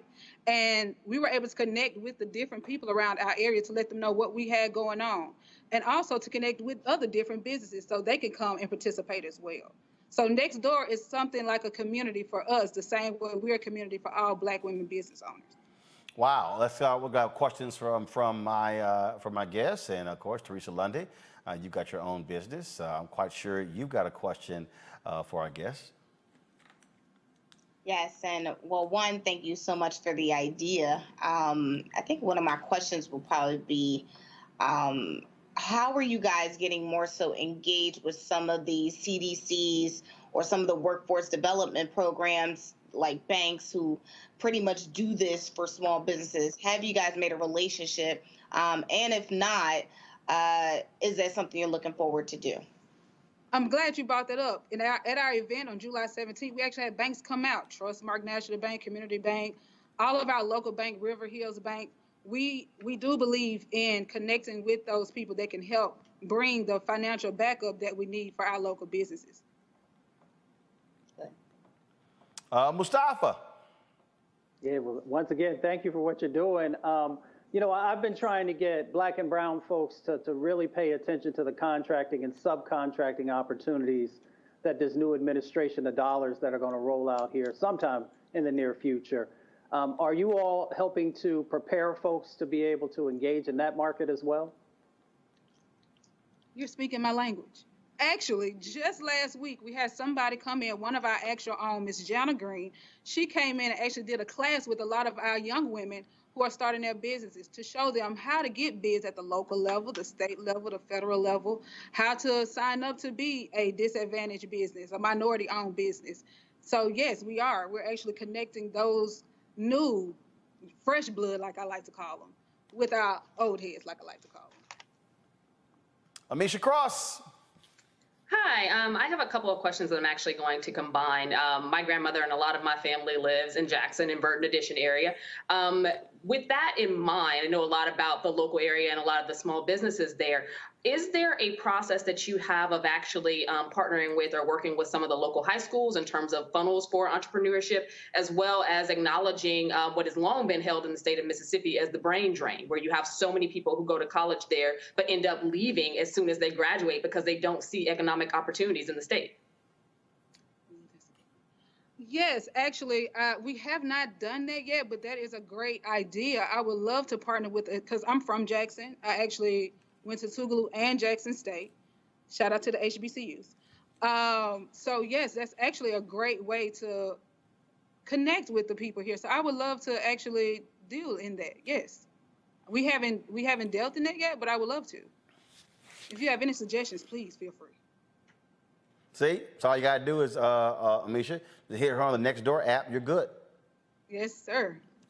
I gotta ask you this here, Ashley. You talked about starting this in March 2021, and the thing here is again that a lot of people who were frustrated and stuck during this whole COVID period, and it caused you and others to say, no, we gotta get creative in this moment and fill a void that it's clearly exposed. Yes, sir. Exactly. That was the main reason. Like I said, I looked around and a lot of my Black women business owners lost faith. And that's the point of the group. We want to let them know that we are here to help you get through these hard times. It's tough out here. It really is, especially coming from being a Black woman in the state of Mississippi. That's already difficult within itself. But being a Black businesswoman, oh, we're talking something totally different at that point. So we are here to encourage, to uplift, and to give them resources that they need to not only thrive, but like the previous guest said, to win. All right, then. Well, we certainly appreciate the work that you do. And again, I say this with this segment we've done with other previous owners.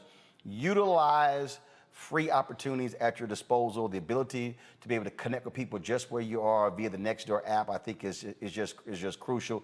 And I can't tell you how many people I run into who I tell them all the time, what are you doing? Why are you not using social media to your advantage? It's free. It allows for you to be able to market your business as opposed to just hoping somebody's just going to pick up the phone or walk through the door. I agree. I'm glad we're in the social media era because right now that is the way to connect. It's at your fingertips at all times. There's no more going door to door selling encyclopedias like my granddad did. There's no more of that. You can actually connect with your community. And why I like Nextdoor is you can connect with the community locally and you know who's in your area. And they're just as like-minded as you are. And that's why I really appreciate that app. All right, then. Well, Ashley, I certainly appreciate it. Thank you so very much. Where can people get more information? Is there a website for your initiative? Facebook at The Audacity Women's Initiative. You can also email us at theaudacity21@gmail.com. Thank you again, Mr. Martin, for extending your platform. Thank you guys to the guests for the questions. I appreciate it. You got my mind going, so thank you. And is it under your name or is it under the initiative's name under Nextdoor? The Audacity Initiative in Nextdoor, yes, sir. Okay, all right then. Ashley Osborne-Watts, we appreciate it. Thanks a lot. Thank you. All right, folks, got to go to a break. We come back. Book author talks about leaving America when Donald Trump became president. She said, I had to get the hell out of here. I'll be back in Roland Martin Unfiltered.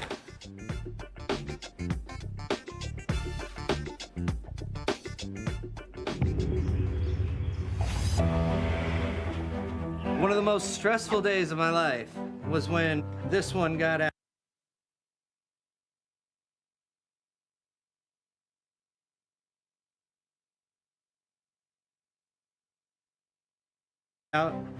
I chased after her as best I could, kind of fell over and broke my wheelchair.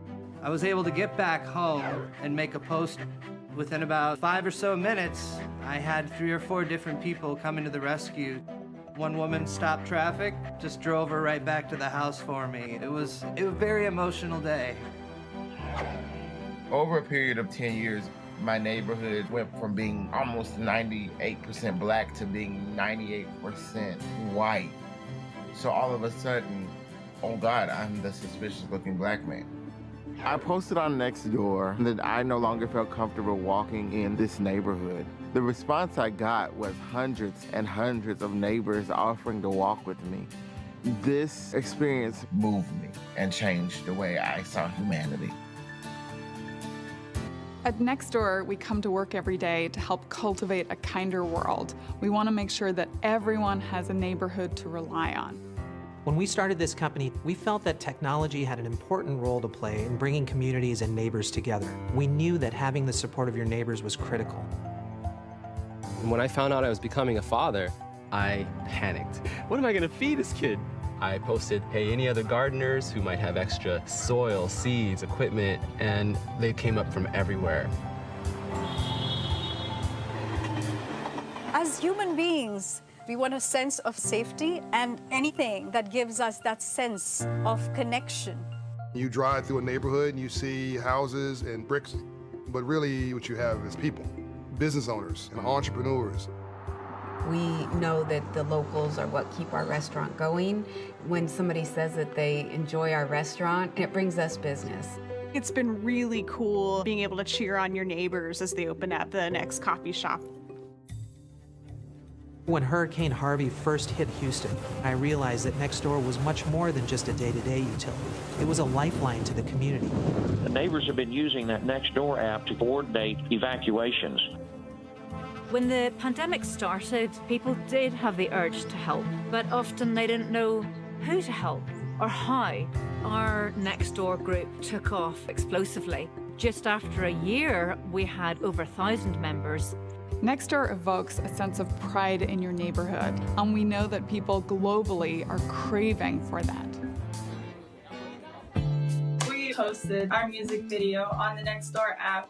A lot of people in the area liked it. And people are beautiful. Let's go to the beautiful. Keep them rhythm for the vibes we got. Stay on the drums. I think the video meant a lot to our neighbors because it portrays the Cascade area in a positive lighting.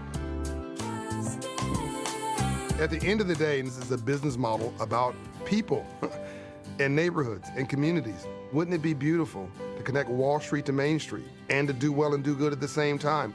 It's going to be the legacy of 2020 that Nextdoor put neighbors together for a cause and then forever. Thank you very much. It often starts online, but we know that it continues into the real world, and that is the superpower of Nextdoor.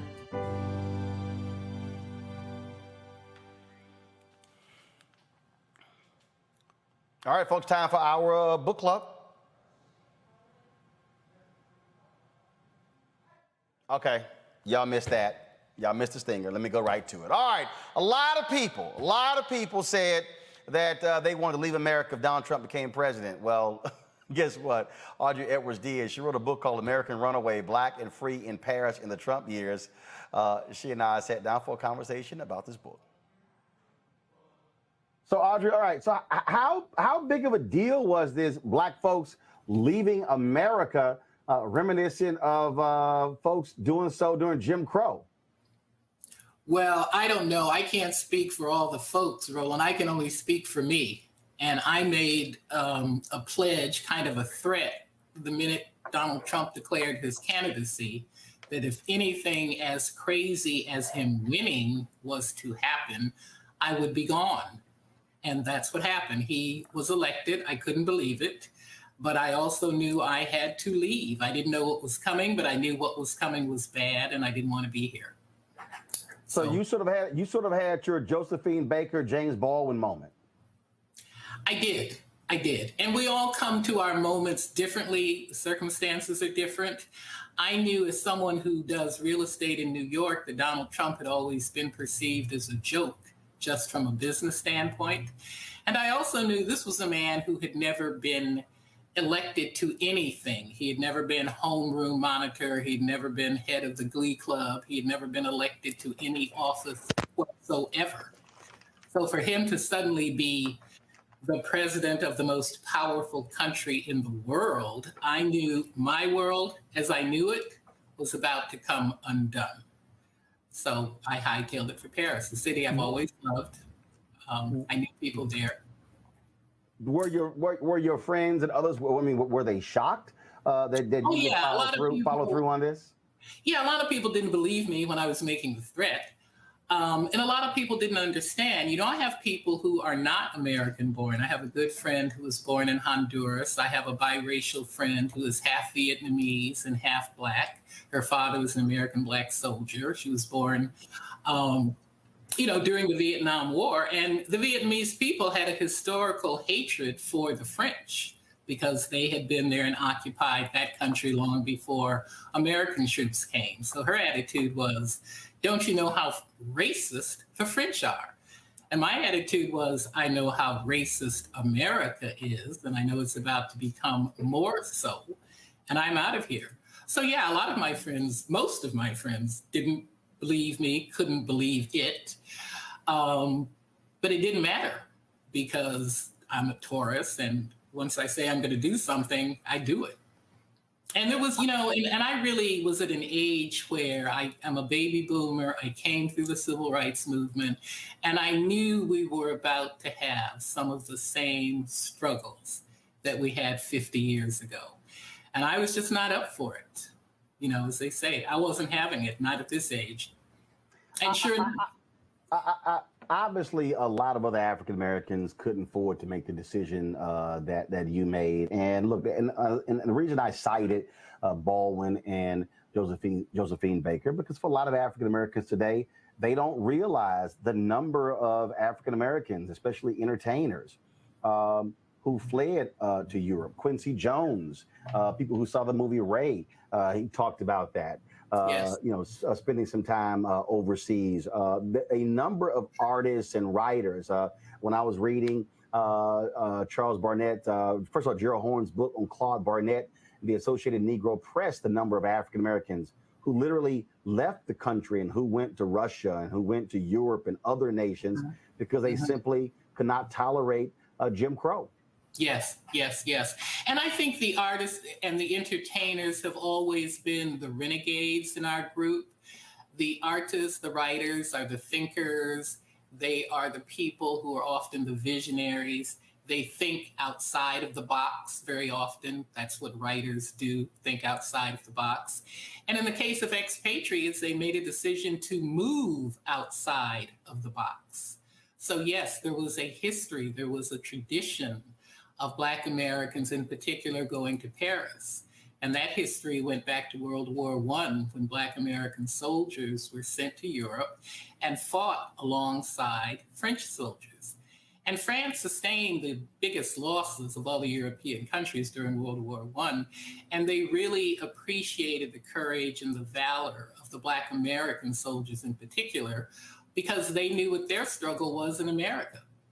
And here you have these young men coming to defend the freedom of France. And that was not lost on the French. That was not lost.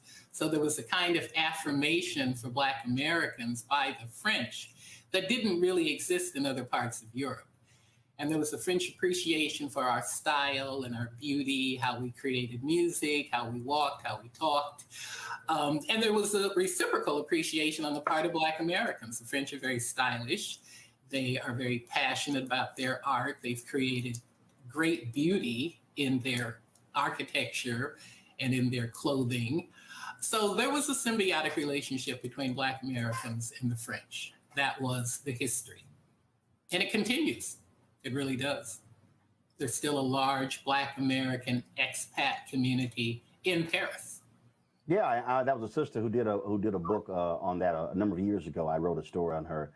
She was from Houston, and she wrote a book about the various hotspots people would travel to, tourism hotspots as well. So how long did you spend in Paris? All 4 years? No, I'll tell you something, Roland. I really thought I was going to be in Paris initially for 3 months. I really thought that the first 100 days would be the beginning and the end of Donald Trump. I just knew in that litmus test of 100 days, America would realize a big mistake had been made and he would be gotten rid of. And I turned out to be very wrong. So once I realized he was not going anywhere anytime soon, and certainly not in 100 days, I then started thinking about how can I be here in a more permanent way? Do I put my apartment on the market? Do I open up a French bank account? Do I get a permanent apartment as opposed to kind of the Airbnb I was living in? But the owner of that apartment I knew, and I knew I could stay longer. So I had to really kind of regroup and look at what is the next 4 years going to look like. And what I encountered in the first winter being in Paris, the reality is that it was the coldest winter in Europe in 30 years. These old European cities do not have things that we take for granted, like central heat. So my first winter was spent in a tiny apartment being heated by a space heater. And I realized by year 2, I could not endure Paris winters. Not only was it cold, it was rainy. And I'm from the Seattle area. And my attitude was, if I wanted rain, I would have stayed in Seattle. So I was back and forth for 3 years and then got sidetracked, like many people, by the pandemic. I came back for the winter and couldn't go back in the spring of 2019. So Paris is way too cold for you. It was way too cold and way too rainy. The rain. I mean, first of all, it's not like Paris in Chicago or Minneapolis. I don't live in those cities. I don't live in Chicago, and I love Chicago. Boy, I spent 6 years in Chicago. Man, that's cold as hell. Oh yeah. The first time I went to Chicago and saw the waves on Lake Michigan. Yeah, I thought it was the ocean. And I was with some other journalists, and we're looking out the window on the top of the Mayflower Hotel, and I said, I didn't know Chicago was on the ocean. And they said, sweetheart, that is the lake. And I think then it was 90 degrees. Look. It's a big ass lake, so I understand you thinking it's the ocean. Yeah, because there were waves. It was so cold, there were waves. Yeah, but no, there are certain cities I don't live in, not the cities that are really cold. And my home state of Washington, beautiful state, but too much rain.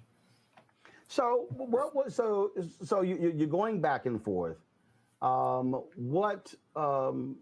As you saw things unfold, what were you thinking, and what were the conversations like for the other expats who were there in Paris, and even even the French folks as they saw what was unfolding in the United States with Donald Trump at the helm? The Americans were much more politicized and radicalized than the French. The American expats, it's like James Baldwin, there's still this ancestral pull. So even though Black and white Americans were living in Paris, they were watching very, very closely what was going on with Donald Trump. And these were all Democrats for the most part. I say in the book, the Trump base is not hanging out in Paris. Trump's folks are not in Paris. The people in Paris were the Bernie Sanders folk, the Hillary Clinton people, the Barack Obama people when he first ran. So they were horrified and they were watching it very closely. The French, I had one encounter with a French woman, a very stylish French woman in a laundromat. And I was, she was dramatic and I was dramatic. And, I said, I fled America because of Trump. And she goes, what are you talking about? America's a great country. She loved America. She loved the social movement, the fluidity of the social systems. And her attitude about Trump was, how long can he be there? 8 years at the most? That's nothing in the total scheme of history. And what I realized is that the French history goes back to antiquity. And they've had monarchies, and they had Napoleon, and they had rulers who, in the total scheme of things, were worse than Trump. So her attitude was, come on, America's got more going for it than this Donald Trump person who will be there at the most 8 years. So she wasn't impressed that I had left. In fact, she thought I was kind of foolish. But it was an interesting perspective because you do have to look at the total arc of history, and depending on the people that you're interacting with, their history was very different. And I didn't even feel like telling her about the history of my people in America, which is 400 years, which in their scheme of history is nothing. It's nothing. So it was a very different attitude. It was a different attitude. But the French were horrified, but not to the extent that I was, and not to the extent that other American expats were. And obviously how America was viewed with standing in terms of the rest of the world is a part of this as well. And I think in terms of people just mortified with this just the behavior. I mean, we all saw how much of an ass Donald Trump was attending NATO meetings and others. Yes. And so he was not looked upon favorably by French leaders, by Germany leaders, by frankly anyone except dictators. Yes. And I'll tell you something, Roland. For me, I was really shocked, but it was educational. As a journalist, I would watch the news stations on French television, and I watched the ones, obviously, that were in English. And whenever I turned on any station, the first person I saw was Donald Trump.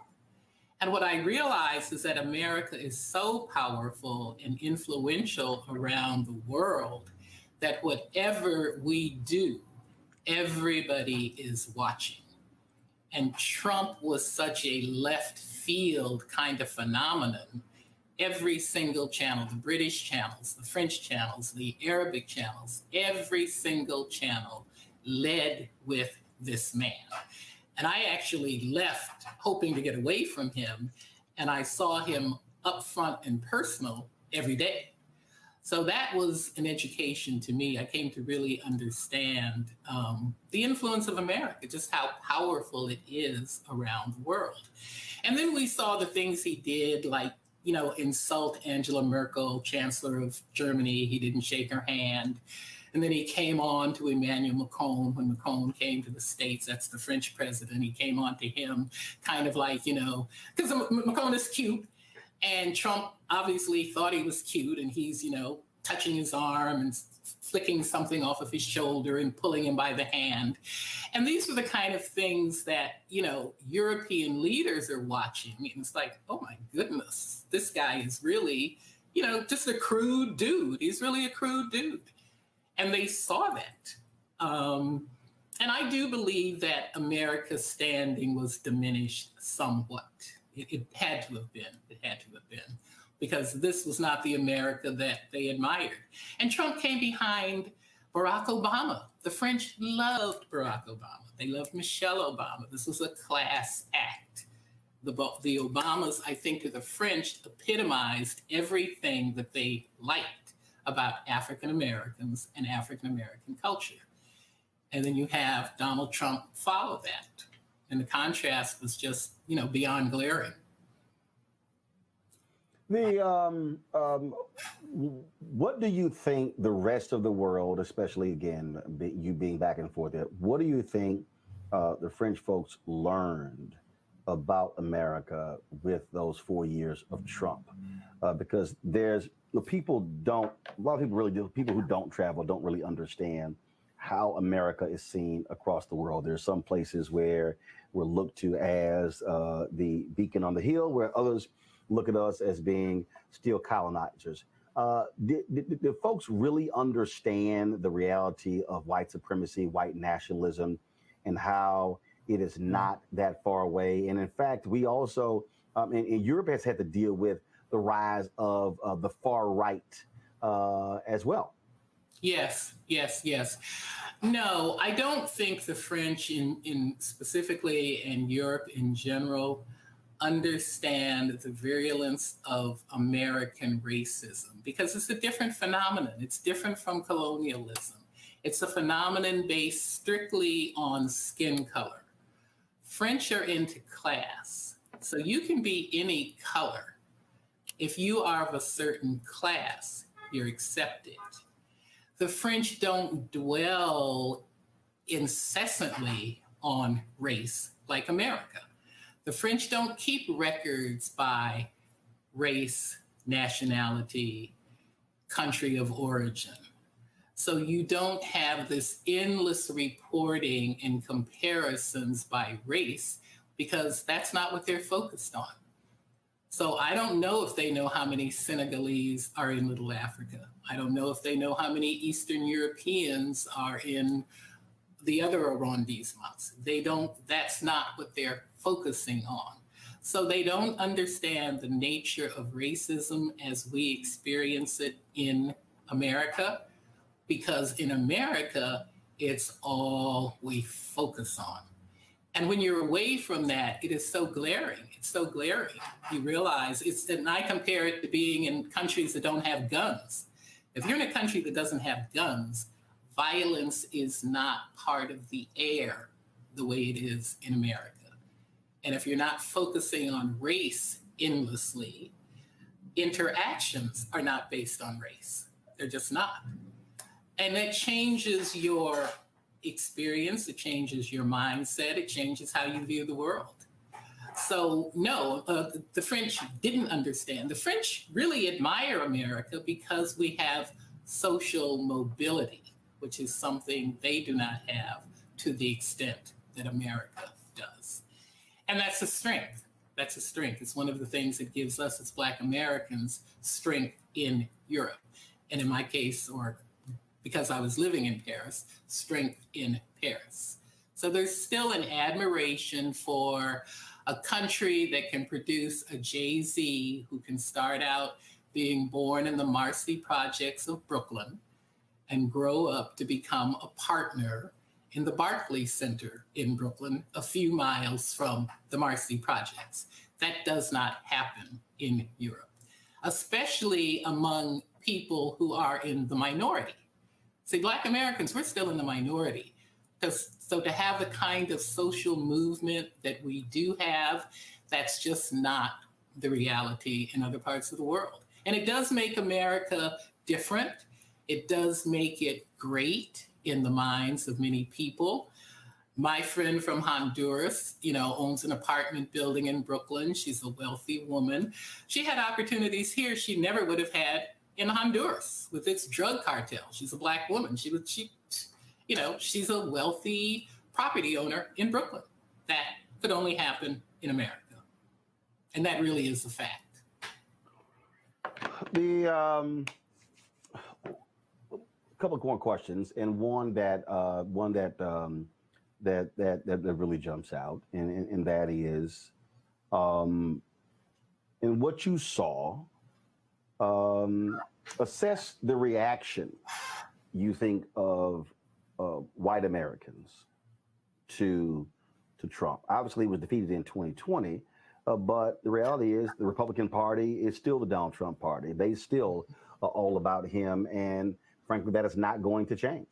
Yes. So are you asking about the attitudes of Americans here? No. White Americans here? I'm asking you about your perspective, looking at it from the outside in, if you will, of white Americans and where this nation may be moving forward, because he is still very much dominating in the Republican Party. Yeah, we have a parallel reality. My brother, I'm from the West Coast. I'm from the state of Washington. My brother still lives in the state of Washington. He lives in a small, affluent town in Washington state. He has a number of white buddies. He's in the minority in that particular city. Most of his friends are Trumpsters. And he said they all believe that Trump was cheated out of the election. They believe that it was rigged, that he really won. And my brother said, these are not bad people. These are guys I hang with. We have coffee, we talk. And I said, well, what do you think it is? What do you think the hold is that Trump has on them? And he said, at the root, he reinforces their notion of white supremacy. He said, and they're not even aware of it. They're not even conscious, he believes. That this is but he said he hangs with them. And that's the thing I think a lot of people don't understand when we talk about white supremacy, is that they don't believe that they're white supremacists. Right. They don't believe that they're racist. They go, I'm not a racist. I mean, we're friends. We hang out. We go get a drink. We might play golf together. Exactly. Not realizing that, no, actually, that's exactly what you are. Right. And then and how they will conveniently overlook his comments about Black women, his other comments, and just roll with, no, that's just him being him. And they really don't see any of that, because for them, it's about their tax cuts and them being pro-life or whatever the hell they talk about. Yeah, and there's also a real American inability to own their sins. See, what I like about the French, and they are not perfect by any means, their history of slavery in the Caribbean was as wretched and as awful as America's. But what the French will do is own up. I call it nation up. In 2000, they declared slavery to be a crime against humanity. They are the only country in the world that has done that. America can't even apologize for slavery. It wants to ignore history. Heaven forbid we have to take responsibility. So the whole idea of not recognizing I'm a racist, not owning up to being a white supremacist, that is, to me, America's Achilles heel. Until you can own your sins, there will never be atonement. There will never be a kind of racial healing, because these folk just refuse. They'd almost rather die than own the sin of slavery and everything that came from that. If you can't acknowledge it, if you can't take responsibility, to me, it means you are deficient in terms of the kind of character. It's a character flaw. Not being able to take responsibility is a character flaw. And it's America's greatest, in my mind, greatest character flaw. If you can't own it, you can't acknowledge any of it. So the whole critical race theory, yeah, of course you're going to object to that because you don't want to take responsibility for it. And it's, after a while, it's sort of an infantile response. It's immature. You know, we know what the history is. And for you to just put your head in the sand and your butt in the air and say, no, it's going to go away. We don't, we're going to deny tenure to the person who wrote about it. Come on. This is infantile. But this is America. 400 years in,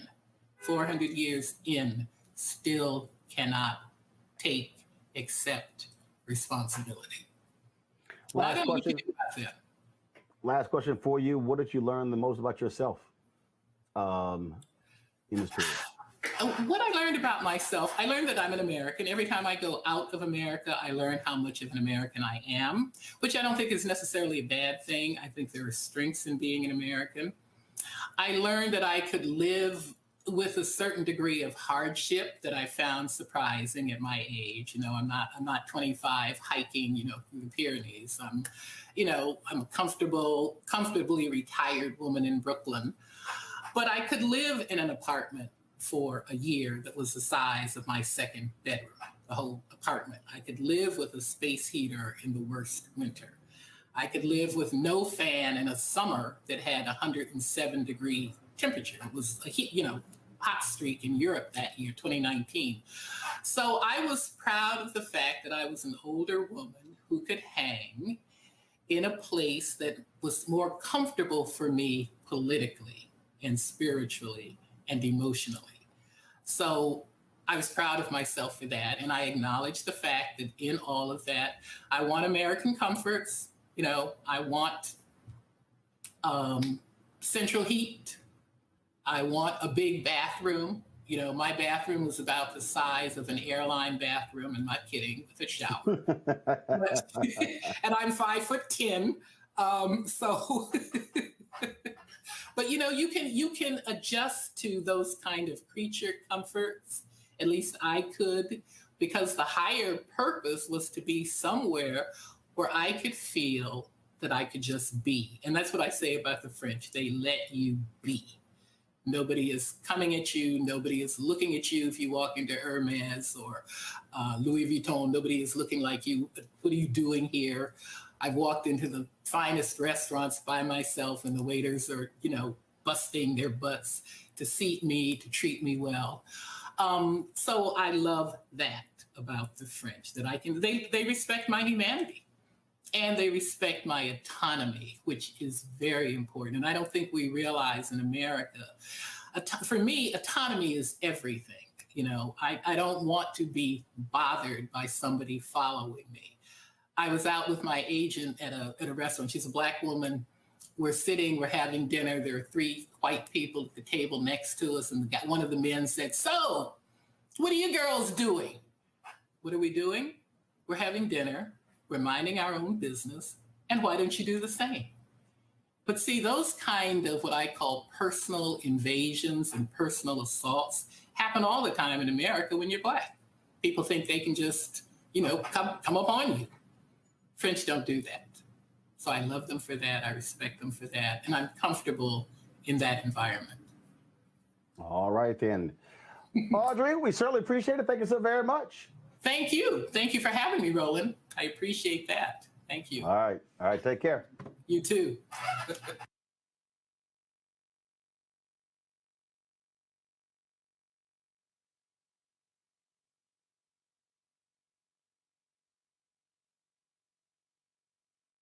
Congressional seat in Ohio that was vacated when Marsha Fudge left to become Secretary of Housing and Urban Development. We'll let you know who won that race on tomorrow's show. Hey, don't forget, if y'all want to join our Bring the Funk fan club, every dollar you give goes to support what we do here at Roland Martin Unfiltered. Our goal is to get 20,000 of our fans to contribute $50 a year, $4.19 a month, 13 cents a day. Those resources allow for us to be able to do what we do. Tomorrow, there's going to be another voting rights march taking place here in Washington, D.C. Yes, we are going to be there. We'll be on the scene. Wes Bellamy was on the show yesterday. Remember, he told us about this particular event taking place. And so we wanted to make sure that we are going to be showing it for you. And so what's going to happen is we'll have it for you live. Yes, indeed, live. We'll be live streaming it as well. And this is what I mean when I talk about your resources, where they go, how we are putting them to good use. And so they're going to be starting this event taking place. This is called President Biden Pick a Side, Voting Rights or the Filibuster. It's called #Recess Can Wait, Democracy Can't. They're going to be marching to the White House from the National Museum of African American History and Culture on 15th Street to Lafayette Park, beginning at 9:45 a.m. As you see there, Black Voters Matter, American Democracy, 100 Black Men of America, League of Women Voters, NAACP, Our Black Party, and others. They're going to be there. So we're going to be live streaming that tomorrow. Our cameras will be there. And so we look forward to doing that. And again, this is why this show matters. This is because we are independent, Black-owned. We are not. We don't have any corporations, funding us. We don't have billionaires, millionaires. Your dollars make it possible for us to do what we do. Cash App, $RM Unfiltered. Venmo.com/RM Unfiltered. PayPal is paypal.me/R Martin Unfiltered. Zelle is Roland at RolandSMartin.com. Roland at RolandMartinUnfiltered.com. Folks, thank you so very much. We certainly appreciate it. It's always great to have the guests on the show. And again, we look forward to seeing you tomorrow right here. Hey, don't forget, if you're on YouTube, hit that like button. Hit that like and share button on Facebook as well. That all impacts the algorithm. And we want people to know that this show absolutely matters. Also, we are at 790,000 subscribers on our YouTube channel. We would greatly appreciate if you are not subscribed to our YouTube channel. A lot of y'all watching for free. We appreciate if y'all actually sign up. We actually have 791,026. We want to hit 800,000 by September 4th, which is our 3rd year anniversary. We're less than 9,000 away, folks. Let's make that happen. So please, if you're not subscribed, please subscribe to our YouTube channel. Thanks a bunch. I look forward to seeing you guys tomorrow. Holla!